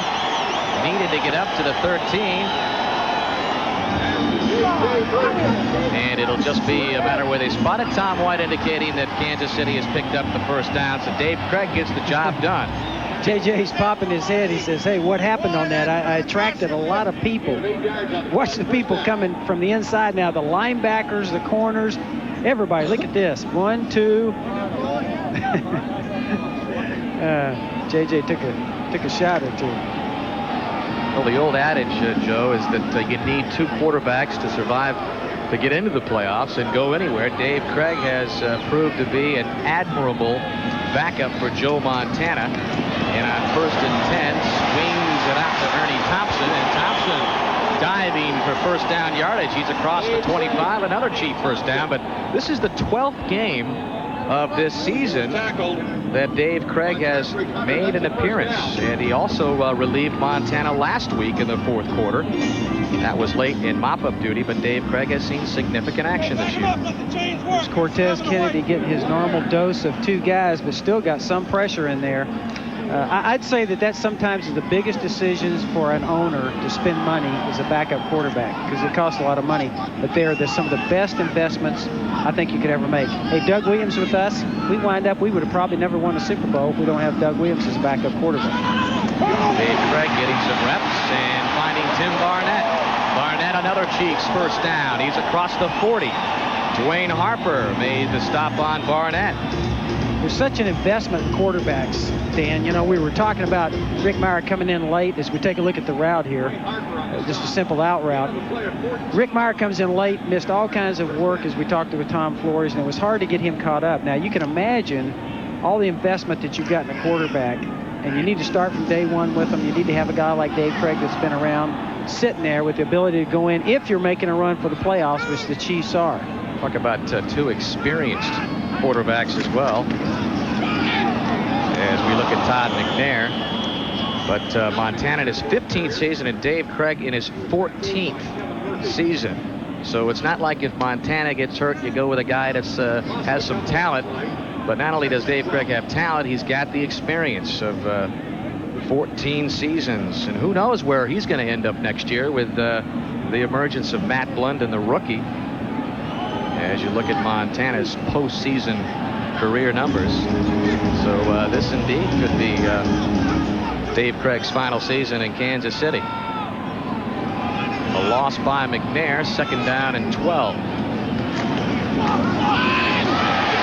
Thompson the other way. Thompson turning the corner. Thompson across midfield. Another Chiefs first down. Rod Stevens chased him out. The counter play here where you fake a sweep and hand off back underneath, and it caught Seattle. Watch this. The quarterback turns, and you can see the defense from Seattle starting to pursue, and a reverse to the fullback back out of the backfield. A big play. We were talking about that. I tell you, Dan, I'd probably be, as a coach, I'd be fighting for Dave Craig, though. I'd be saying, hey, listen, talk to Lamar and Carl Peterson. I'd be saying, look, I know it's a lot of money to spend. We need this guy. It came in handy this year. Bring along the young guy. Continue to bring him along, but give me a veteran quarterback to back up. Well, here is Thompson again. And Thompson inside the 45, brought down by the Tez. Let's get you back to our New York studios. Great job by Bill Parcells. Hey, the guy's got a formula. Starting to pay off up there. Went through some heartache earlier. Definitely Don Shear's got to really be upset. As we watch an off-tackle play here in the run, a good job by Seattle. I've been down vacationing in Florida, southern Florida, and I'll tell you, Dan, there's been a lot on the radio down there. They're upset down there. They're mad about what's happened to the Dolphins. You hear them talking about players, and it's been hard for them to figure, really. Well, here's the situation. Miami can clinch a playoff berth with a win or a tie against New England, or they can get in with a Jets loss and a Pittsburgh loss, or a Jets loss or tie and a Raiders loss, with Miami maintaining its lead over the Raiders in net conference points, Joe. Or if Florida State should lose to... No. Okay, I don't think the bowl games have anything to do with it. Todd McNair off left tackle on 3rd and 5. He'll be short of the first down. So we'll see Barker come out to punt it away. Dave Craig got the Chiefs out of a hole back at the 2-yard line. And with 3:50 and counting in the third, the Seahawks will have another shot. You see how mistakes come into play? That offsides down there, Dan, when Seattle had them stopped. Look at this, 55 yards difference right now. You're sitting here. That's how mistakes, I mean, it just drives coaches crazy. You got them stopped, and you jump offsides. Kelvin Martin stands back at his 10. Barker will try to hang it up high, and Martin falls for the fair catch and lets it sail over his head. And the Chiefs may have pinned Seattle back deep. I actually think he came down, though, I think that's a correct call. I think he had the ball and his feet actually touched the ground. Eric McMillan was down there along with Benny Thompson. Let's see if we can see this now. The ball bounces, and the rule says you cannot be down in play. See him right there? He's on the ground. That was Eric McMillan with the first contact. And Bruce Pickens also down there on the goal line. It bounced off his right foot. Right here when he catches the ball, watch him come down with his 1 foot. Hey, he's all over the line right there. It's a good call. Excellent call by the refs. Good call by the officials. They'll bring it out to the 20. And when we come back, we'll see Seattle down 17 points, try to get back in it. Dan Hicks and Joe Gibbs back at sold-out Arrowhead Stadium in Kansas City. The Chiefs on top of the Seattle Seahawks 27-10, 3:18 left in the third quarter. And if the Seahawks are going to make a run at the Chiefs, Joe, this seems to be the series that they need to get something generated on offense. Yeah, Rick Mirer needs to get something going here.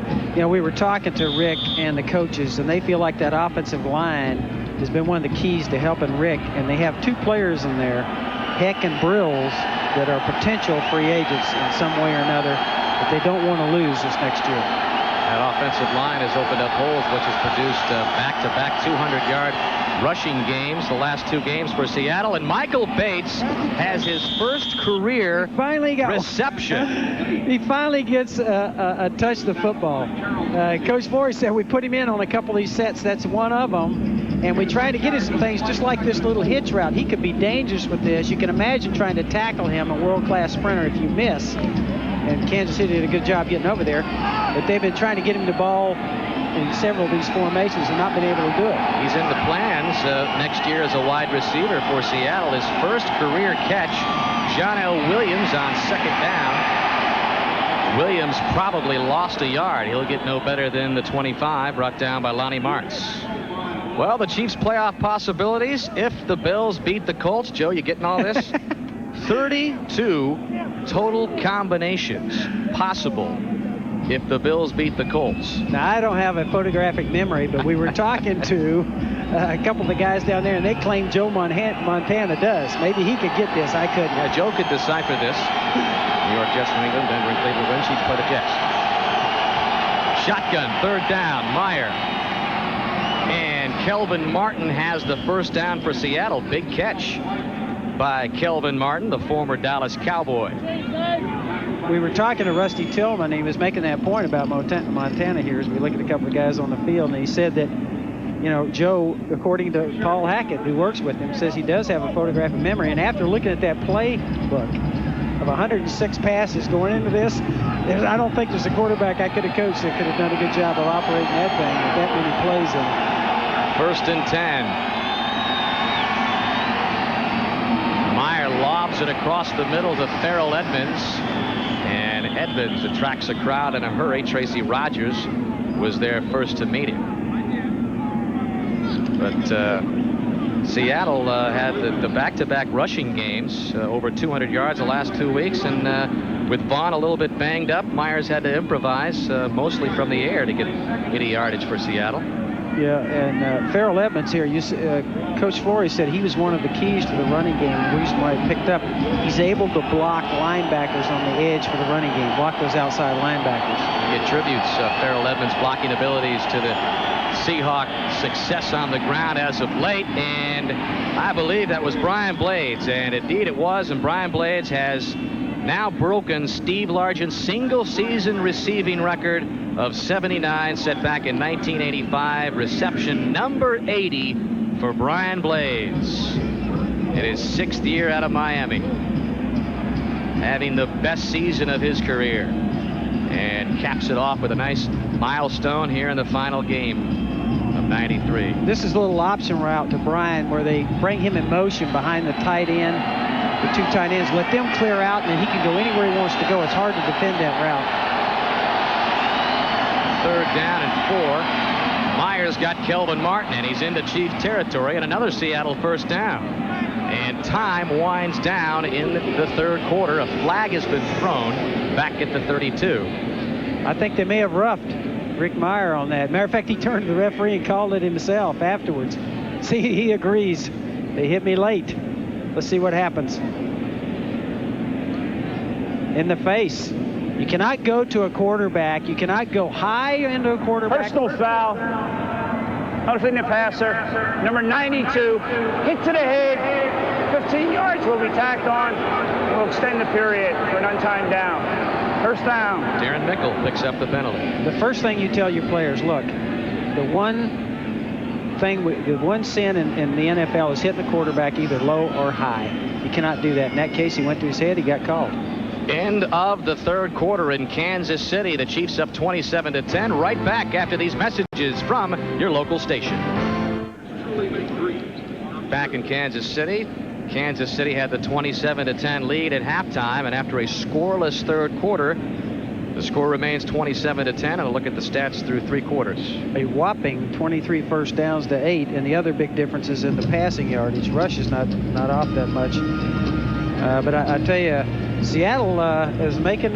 You got to admire the guys. They've got really nothing to play for the last 2 weeks. They beat Pittsburgh hands down. Do a great job there. Turn around and come back this, and they're giving Kansas City fits. Lars has put the Bills in front 23-3, so it does not appear that the Colts will help Marty Schottenheimer's cause here today, but the Chiefs just trying to get the win. This is Michael Bates on the reverse, and Bates has 5 yards. That's another flag has come in late on the play, but Bates told us also he expected a reverse in the offensive game plan for him today, and there it is. Well, I think what the coaches are trying to do is show them how much they appreciate his play. And I think they give him a little reverse. They gave him a little hitch out there to try and get him the ball. And you like to do this with the guys that 5-yard face mask on the tackle, number 52. That will be a first down.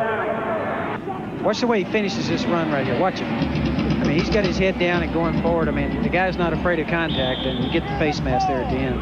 Face mask on Tracy Rogers, number 52. I think Michael Bates is going to be one of the more exciting players next year when he's used more in the offensive set for Seattle.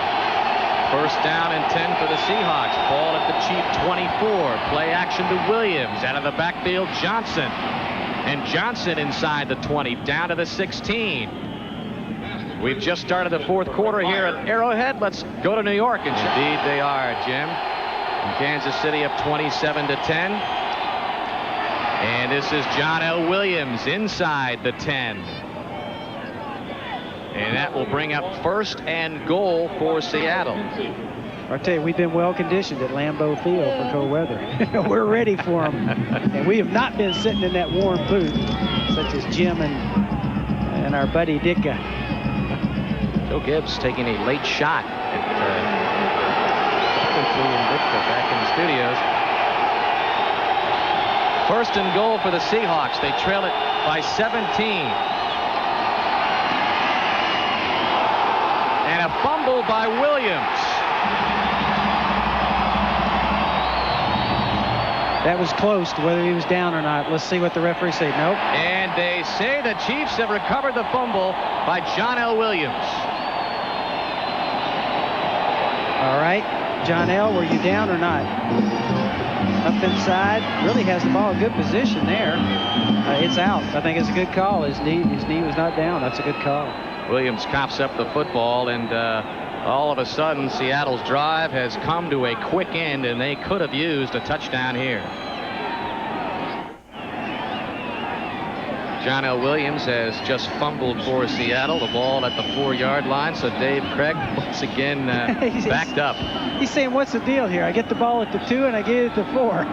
Oh, they're not going to make it easy on you, Dave. They're going to make you work here. Pretty good day for John L. Williams. Aside from that fumble, 11 carries for 69 yards. But the Seahawks never really able to get that rushing game generated. John Vaughn, who had the 131-yard game last week for the career high. Hyperextended knee. He wasn't 100%. And there is John L. Williams right behind big Jeff Blackshear. Yeah, it's hard to see John L. for Jeff.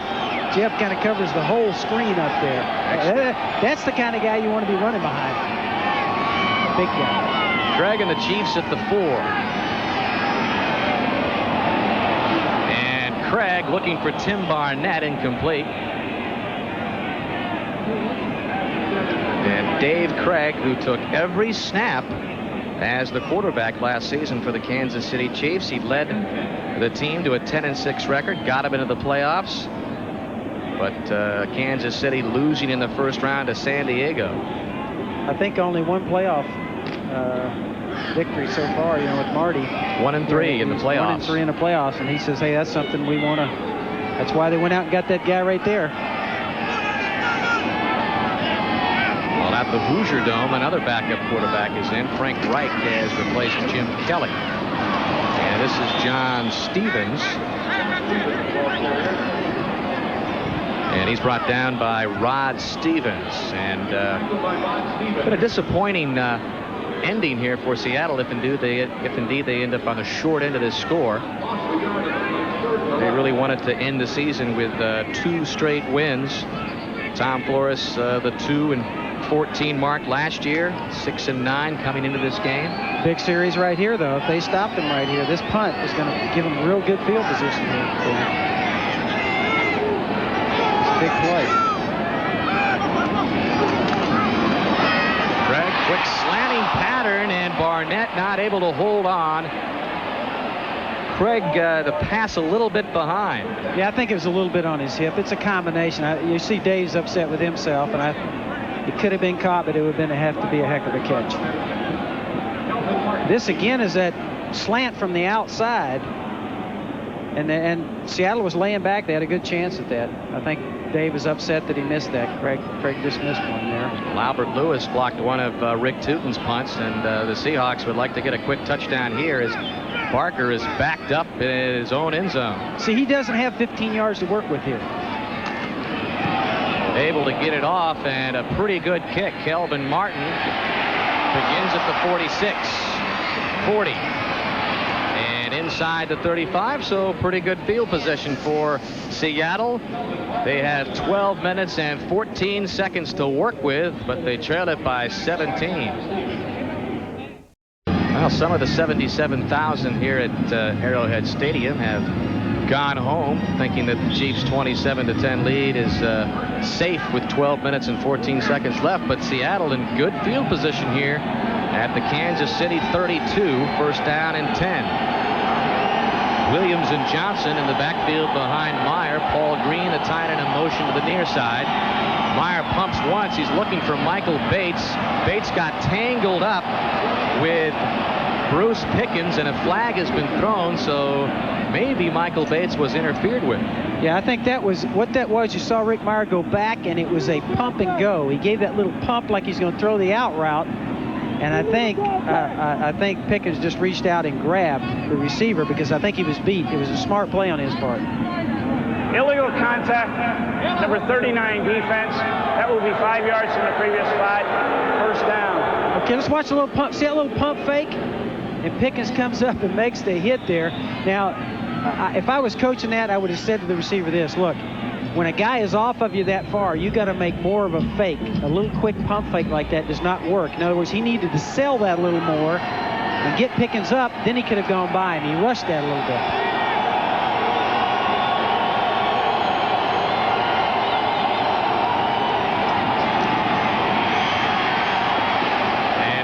This time finds Thomas, and Thomas gets up to the 23.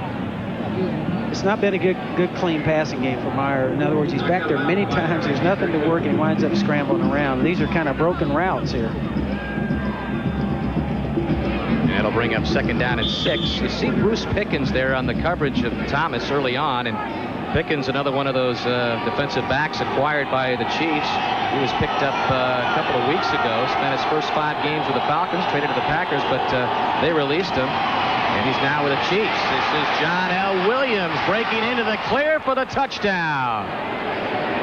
No fumble there for John L. He was mad, wasn't he? Went for the end zone.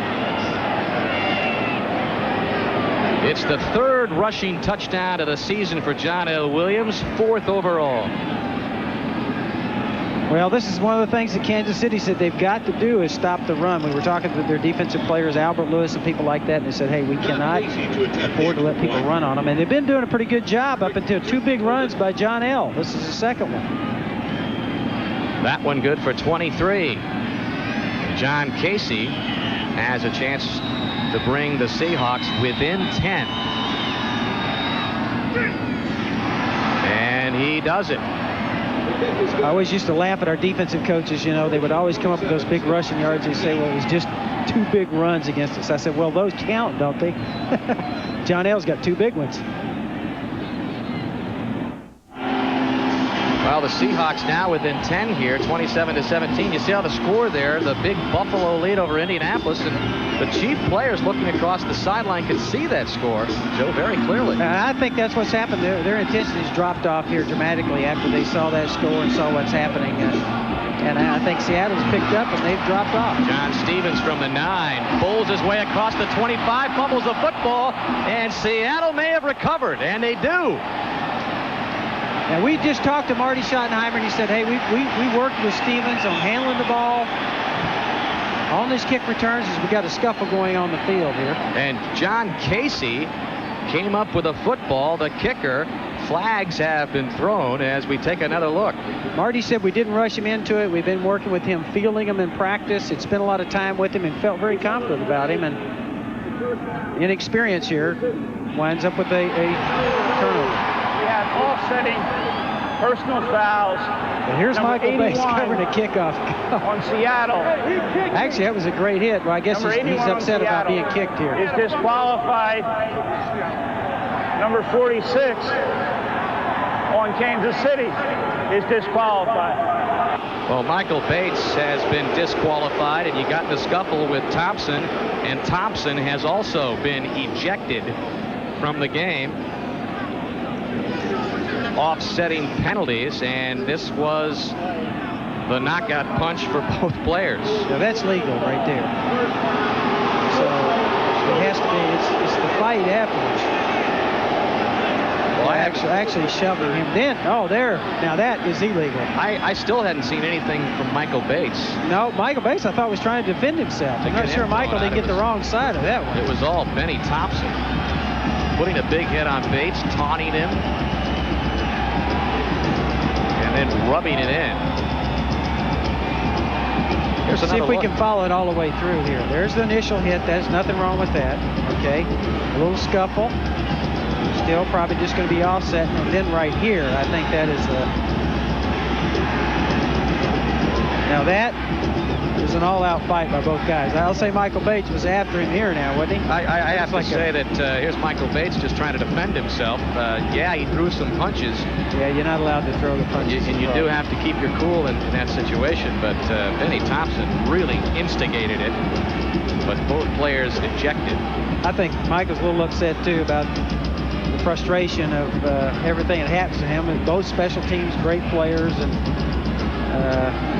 I'll tell you, that's a tough deal. In fact, it was Michael Bates who said that he thought Benny Thompson would be the guy that would beat him out on the Pro Bowl instead of Steve Tasker, who ends up the Pro Bowl starter as a special teams guy. I don't think Michael Bates would be making the same comment right now after getting into fisticuffs with Benny Thompson. Had respect for him. I don't know how much he has right now. He's not going to get his vote next year for All-Pro, I'll say that. Well, more importantly, Seattle, with 11:33 left, trailing by 10, is in business at the Chief 34. Mirer escapes the pressure, runs away from Lonnie Martz, and gets out of bounds and gets to the 29. That was an athletic move, and what did he do with the ball there at the end? I'm glad we're going to see this. That was a heck of an escape right here by Rick Mirer. Down the field. He's got it away from his body right here, and he just gets raked out. Lonnie Martz stripped Mirer of the football, but not before Mirer gets 5 yards. Second down and 5.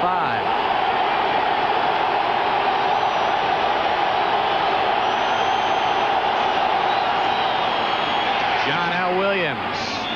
And he's very close to the first down. John L. Williams, the ball carrier.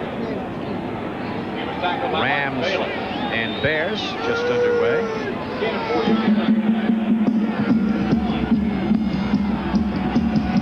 John L. Williams atoning for the fumble that ended the drive for Seattle. Just scored a touchdown from 23 yards out and is over the 100-yard mark. It's only 14 carries, too. Big play here for Seattle. Third down and a long one. They'll give it to John L. And John L. picks up the first down, keeps the Seahawk drive alive, down to the 23. Let's get back to our New York studios. here at Arrowhead. Seahawks trying to get back in it. Mirer flushed out. He's inside the 20, down to about the 19. The clock continuing to run, 9:45 left. Not a smooth day passing for Seattle. I keep mentioning that because Rick Mirer keeps going back. There's nothing to work. See, right, boom, right there when he hits on his back foot, he should throw that football. When you start holding that thing and running like this, you've got an uneven performance going on, and it's just not a smooth operation in the passing game for Seattle. Williams is a low setback. He picked up 4, 2nd down and 6. He'll get it again. And maybe got a yard, that's all.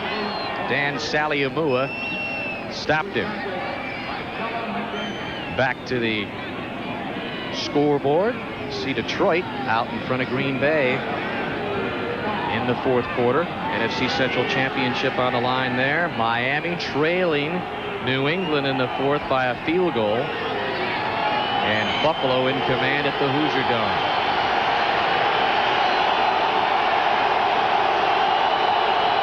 Third down and 6 for the Seahawks. Mirer has to run it out again. Looking for the first down marker. He got it to about the 13-yard line. Martin Bayless made the stop. Now that is a competitor. You see him right here. You see a competitor's heart. He went for that thing, put the ball out, and goes head first. Again, though, over and over again, going back, looking right there. The ball should be thrown. Nobody to work to. Has to come out of the pocket. Watch him right here now. Here's a competitive part of it. See him put that shoulder down and go for that. He was not sliding feet first there. He was going for it anyway. It sets up a 4th down and short. Just short of the first down marker. 7:53 left. Seahawks down by 10. And Tom White, the referee, has stopped play. It's actually a Kansas City timeout. Yeah, they couldn't get the right people on the field. I think they wanted to get their goal line in there, and they couldn't get it in. There's the time left in the 4th. There's John L. Williams over the 100-yard mark. The first time this season, the 6th time in his career. The last time he had 100 yards 2 years ago. His career high, 112, back in 1987. He would appear to get the call here on 4th and short. But they go play action to him, and Mirer has the first down to Farrell Edmonds, down to the Kansas City 8. A little bit of a shocker there. A little play action with 4th. It may have been 2 inches there. Excellent call. Tom Flores. I think some confusion on that route, though. They're very fortunate here, Seattle, to get that. You don't want 2 receivers in the same area like that. Somebody was confused there. First and goal from the 8.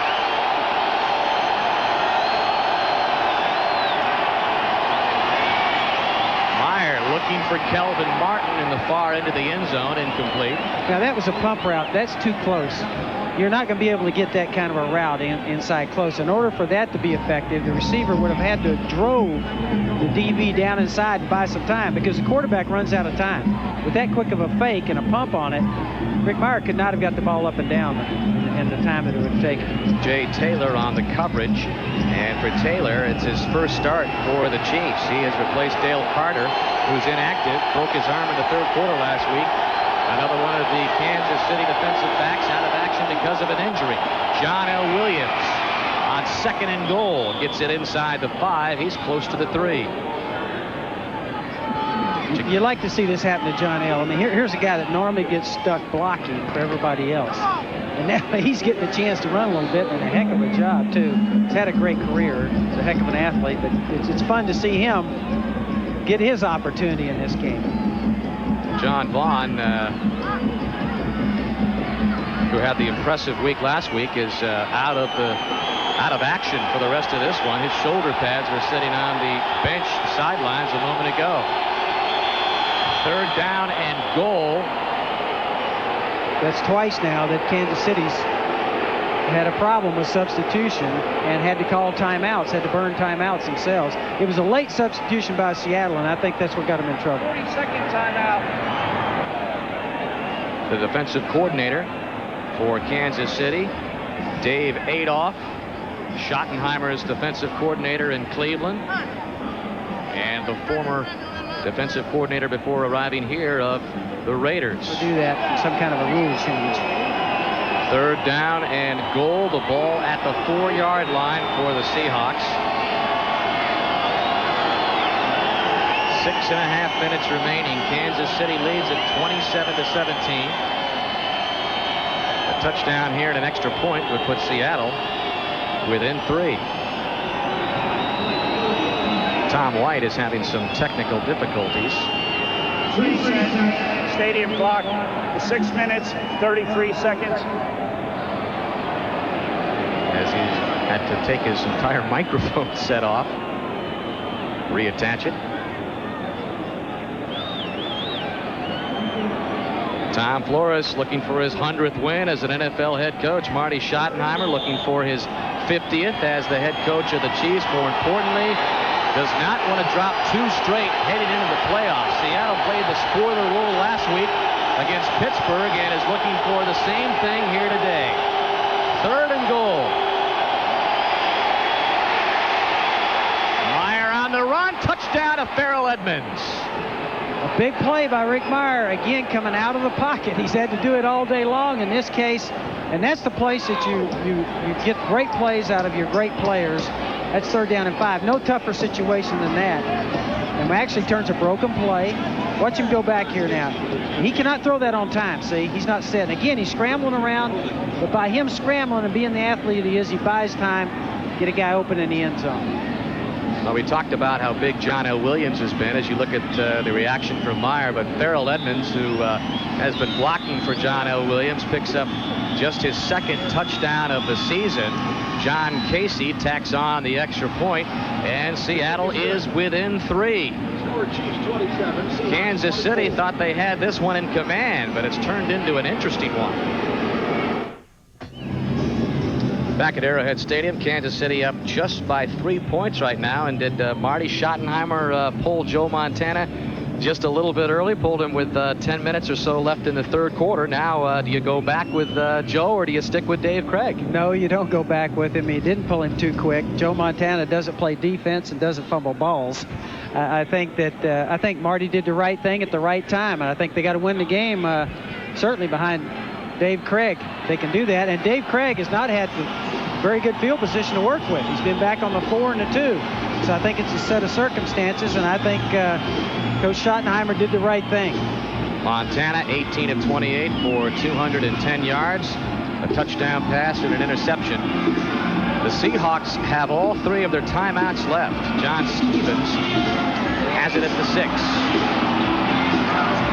And gets across the 25 to the 27. So Kansas City will set up there as Dallas and the Giants are in overtime. Treadwell field goal with 10 seconds left has forced the extra time there. And Detroit out in front of Green Bay by 10 now. Just under 4 minutes left there. And the Patriots still nursing the 3-point lead over the Dolphins.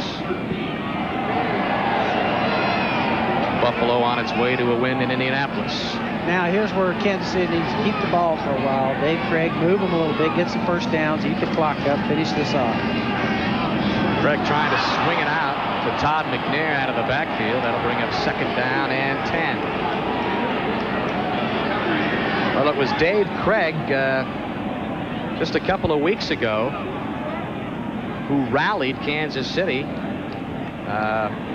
gave them the clinching touchdown, involved in the clinching touchdown drive versus San Diego after Kansas City got behind 17-0.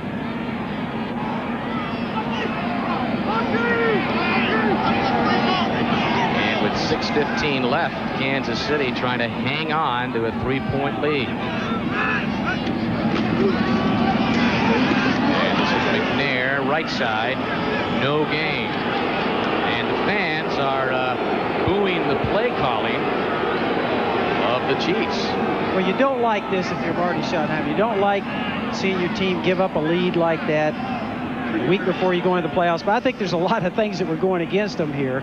But certainly I do not second guess his pulling of Joe Montana. I think it was the right thing to do at the right time. They've just lost their enthusiasm and a killer instinct, I think, when they see that score on the scoreboard over there, 30-10. Third down and long. Greg pumps once, twice, and it's complete. Willie Davis. But Davis will be short of the first down, and that'll bring up fourth down. Back to New York and an update with Jim Lampley. Playoff lives. Kansas City keeps this drive alive. Willie Davis did pick up the first down, so the ball at the 37. Clock continuing to roll, 4:50 left. And this is Ernie Thompson. Thompson gets across the 40. Gain of about 3 or 4. That was a big play by Dave Craig there on third down and 10. He must have picked that up just by inches. But a little bit of his own sidearm delivery. Got the first down for him. Kansas City very successful in third down conversions today. That's tailed off a little bit here in the second half, but they are 10 of 15. As you look at Paul Hackett, the offensive coordinator for Kansas City.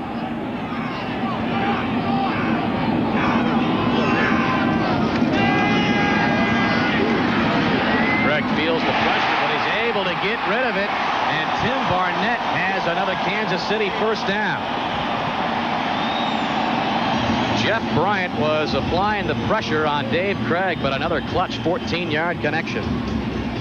This is the best field position that really Craig has had from the standpoint of a drive, and he's actually made a couple of big plays here for him, and he's fulfilling his role right here. He's made a couple of plays, keeping the ball in Kansas City's hands here and making first downs. That's exactly what they'd like to do at this point. 3:27 and a 3-point lead here. Rusty Tillman, you just saw the defensive coordinator for the Seahawks trying to stop this Chief drive.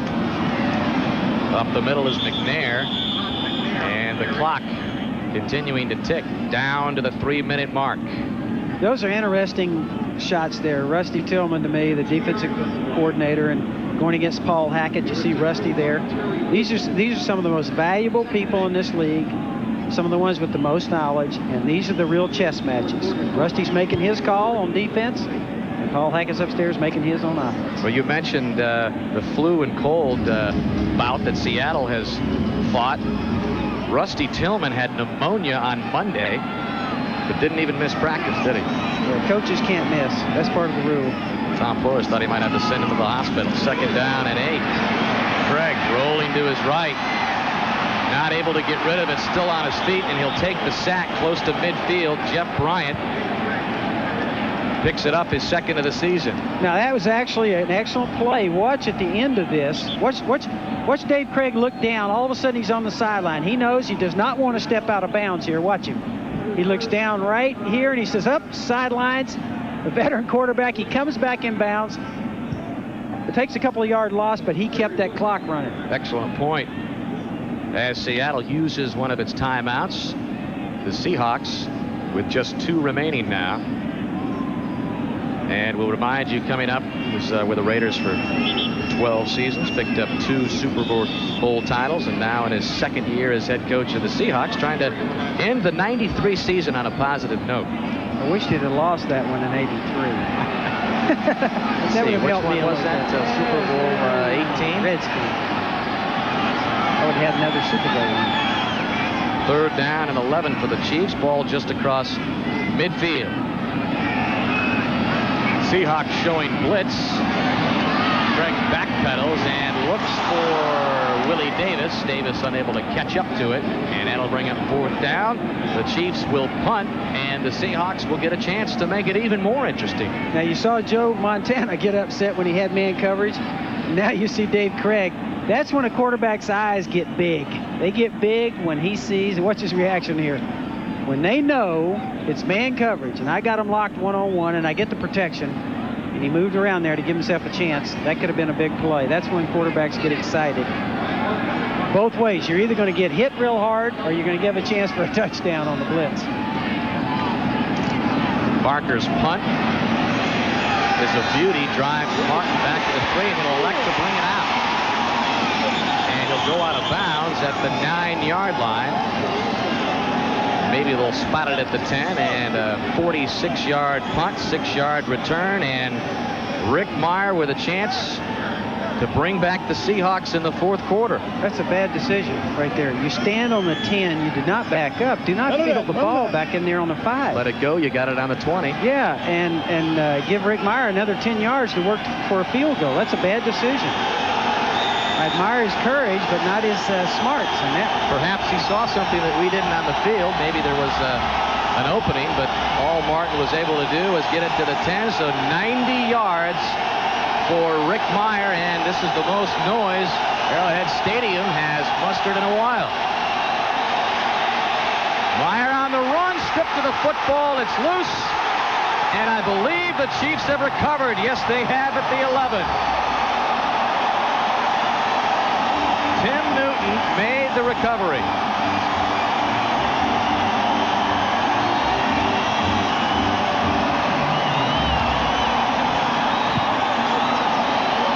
We've seen Rick Mirer run all day. Nothing on time. Right, Dan? Look, again here, nothing on time. Trying to scramble. And this time it finally gets him. I mean, you cannot go back in a smooth passing game and hold the ball that long, that many times, and have to run and scramble with it before you get in trouble. Lonnie Martz made the strip on Mirer. And now with 2:03 left, the Chiefs' victory is just a little bit more assured here. Craig comes in, the Chiefs at the 11.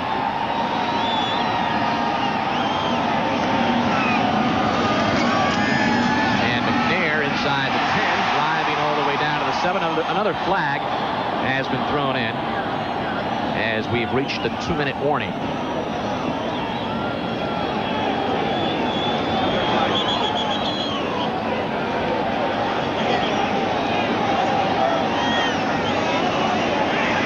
Face mask against the Seahawks. This is a point in the game where Seattle knows that you're going to run. We have a 5-yard face mask, number 29 defense, which will be half the distance to the goal. Will not be a first down. Still first down coming up, and about 2.5 yards. 2-minute warning, timeout. The face mask penalty called on Dwayne Harper. The 2-minute warning in Kansas City. The Chiefs seem on their way to a win. This does make it easier to tackle somebody grabbing their face mask, but it's also illegal, and that was a flagrant half the distance to the goal line. And there is Rick Mirer. And that play, really a microcosm of the '93 season for Rick Mirer. Plenty of great plays, great games, but also augmented by mistakes, interceptions, and fumbles, and many times those have been crucial and have unfortunately cost the Seahawks a chance at winning games. But Mirer has won a lot of games for the Seahawks as well this season. Well, he made big plays in this game. He scrambles down here and gets a touchdown for him. But I think it was just like you said, Dan, too many mistakes, and I think that's one of the things Coach Flores told us, too many interceptions. But I also think that, hey, this guy has a bright future. He made a bunch of big plays today. You can see the potential there. They need to get things smoothed out so they got a good, smooth passing game where he's back, sets more in the pocket, and delivers the ball on time. I'd like to thank our spotters up here in the booth, Bill Wilsey and Don Wilsey. Our statman, Swede Mall. As Todd McNair plunges into the pile, brought down by Jeff Bryant. You got to admire Seattle. I tell you, great attitude. Watch Tom Flores fighting to the bitter end here, trying to get timeout called. With very little to gain here except pride. Well, the Seahawks have made strides, big ones this season. And thank you very much, Jim. And the Raiders will be playing the Denver Broncos coming up in the second half of our doubleheader. That's a tough assignment to sit there now the way the Steelers are and hope somebody else does it for you. I've been there. The light drizzle has turned into a pretty good rain here in Kansas City as McNair gets the call again. The executive producer of NBC Sports is Tom Roy. Coordinating producer of NBC's football is John Faratzis. Today's game produced by Terry Ewert. Directed by John Gilmartin. Associate director Ray Benassi. And our production associate Harold Bryant. Thanks to the guys in the truck. Thanks to the guys up here in the booth today. I think that was again a timeout there called by Tom Flores, fighting to the bitter end here down to the 1 yard line. And they did pick up a first down on the 1.5. And we'll head back and hear from Jim Lampley once again. Jim? Those guys fighting their guts out, looking to finish the season with 5 straight wins. Nothing at stake, but fighting against Miami has everything at stake. Seattle here doing a great job and fighting to the bitter end. I think it says a lot about the league. I think 2 teams to look at in the NFC next year are the Patriots and Phoenix. The Cardinals, the final over Atlanta 27-10 as McNair on 3rd down trying to pick up a first down. It was possible for Kansas City to pick it up if it got inside the 2. I think everybody here wants to go for it. And he didn't quite get it. 4th down and about a foot. What do you do? I don't think there's any question. You're going to go for this. You're going to go for this on the ground. Pound that thing. Run the clock down here, I guess, and then talk about it. But I think Marty's got to go for this. Under a minute. Kansas City up 27-24. 4th down and about a foot. That's all they need for the first down. The ball is at the 2. Little suspense here. I know how the fans are all going to vote. I was always sitting at RFK when I got there as a young coach, and the first time it's 4th and 1, they all yelled, "Go for it!" And I went, "Man, they want to go for it." So I go for it. Come back the next time, same thing. Did you really listen to the fans? Yeah. Well, listen. At the end, all of a sudden we go for it once. We didn't make it, and they all go boo. I says, "Oh, I see. This is what you guys are going to do. Well, from now on, I'm going to do whatever I want to do because I know what the fans' reactions are." How early in your career was this? Timer. Chance to go 11-5. I got to make. Albert Lewis says you make sure you say something to my folks back in Louisiana. So Happy New Year to them for him letting us use the plate that was in his arm, which was something I'd never seen before. It was certainly interesting to me. 4th down, and McNair has the first down, and he's got more than that. He's got a touchdown.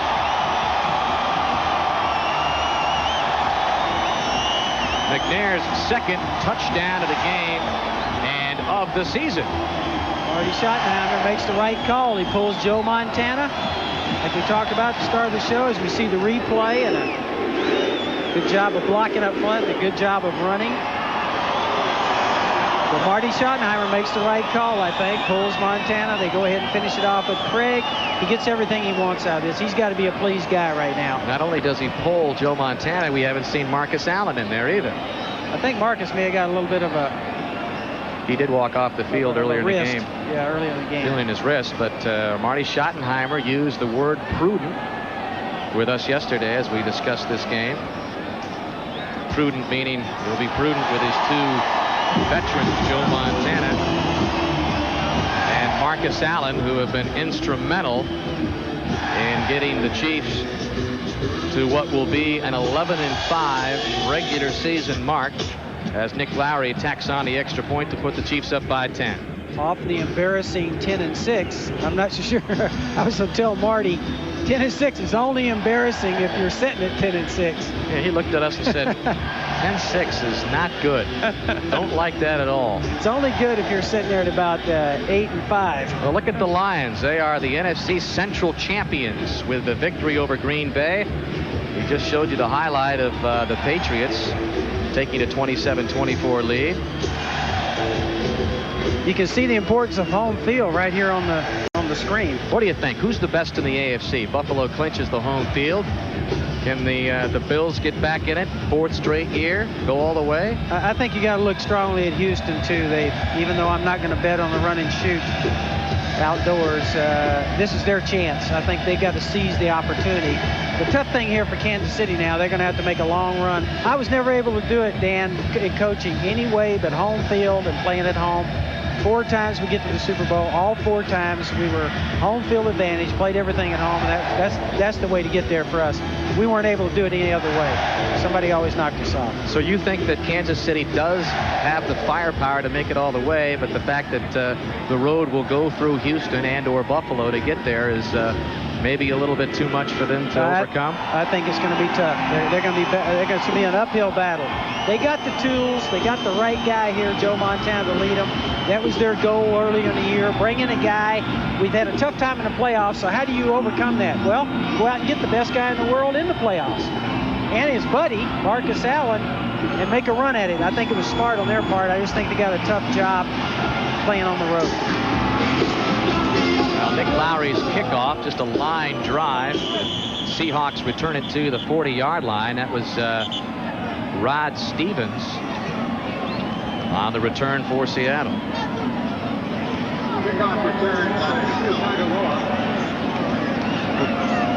Joe Montana, is he the missing link to Kansas City's Super Bowl aspirations? The numbers on Joe today. We'll find out. Those are excellent numbers. An excellent day for him. I think he's ready. I think he's poised, he's sharp, he's ready to go. 8-3 as a starter in the regular season. And it appeared that Ray Roberts, the big left tackle for Seattle, moved prematurely. False start, number 73 offense. Moving prior to the snap, 5 yards, still first down. And it was Ray Roberts in his 2nd year out of Virginia. We're talking about the whole town. As you look at Joe Montana, and you're talking about the whole town of Kansas City, you could just feel the excitement when we came in here, Dan. And we got to spend New Year's. I got to spend it with Dan instead of with my family. You should have seen Joe Gibbs dancing on that piano in the hotel lobby. It was unbelievable. Don't tell Pat that. She may believe you. But we spent it with Terry Ewert and all of our buddies sitting around the table. But anyway, Terry Ewert was the instigator of the impromptu New Year's Eve party bash. He did pick up the tab, though. Yes, he did. And but anyway, that's why he was invited. The excitement in this town, you can feel it. Everybody's wearing Kansas City Chiefs jackets and paraphernalia. I mean, they're all excited about what's going on. That's one of the exciting things about being a coach. Marty Schottenheimer's right on that. Seeing the town get excited. Rick Meyer's pass complete to Paul Green. Paul Green wrestled down at the 45. Clock continuing to run. 22 seconds left. This final just in from the Meadowlands, and the Dallas Cowboys have pulled it off. 16-13 winners over the New York Giants. Huge win for Dallas. Home field all the way for Dallas. Home field throughout.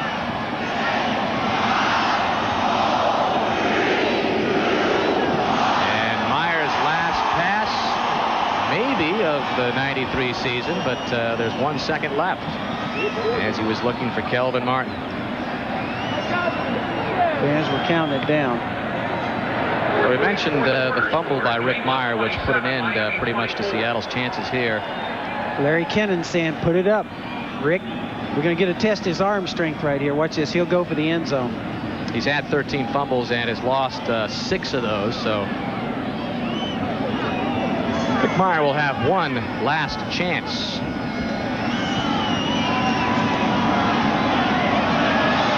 Lofting it up down the far sideline. And coming up, well, actually, it was Bruce Pickens who thought he had an interception, but that is the final play of the game. Joe Montana and the Kansas City Chiefs up 34-24. They win it. Coming up next on most of these NBC stations, Game 2 of the NFL doubleheader today. Most of you will see the Broncos take on the Raiders. Some will see the Bengals and Saints, or the Chargers and the Bucks. So for Joe Gibbs, I'm Dan Hicks saying so long from Kansas City. It's one of the biggest attractions in all of Kansas City, the most popular restaurant in town, and kids always get in free at the Woodlands.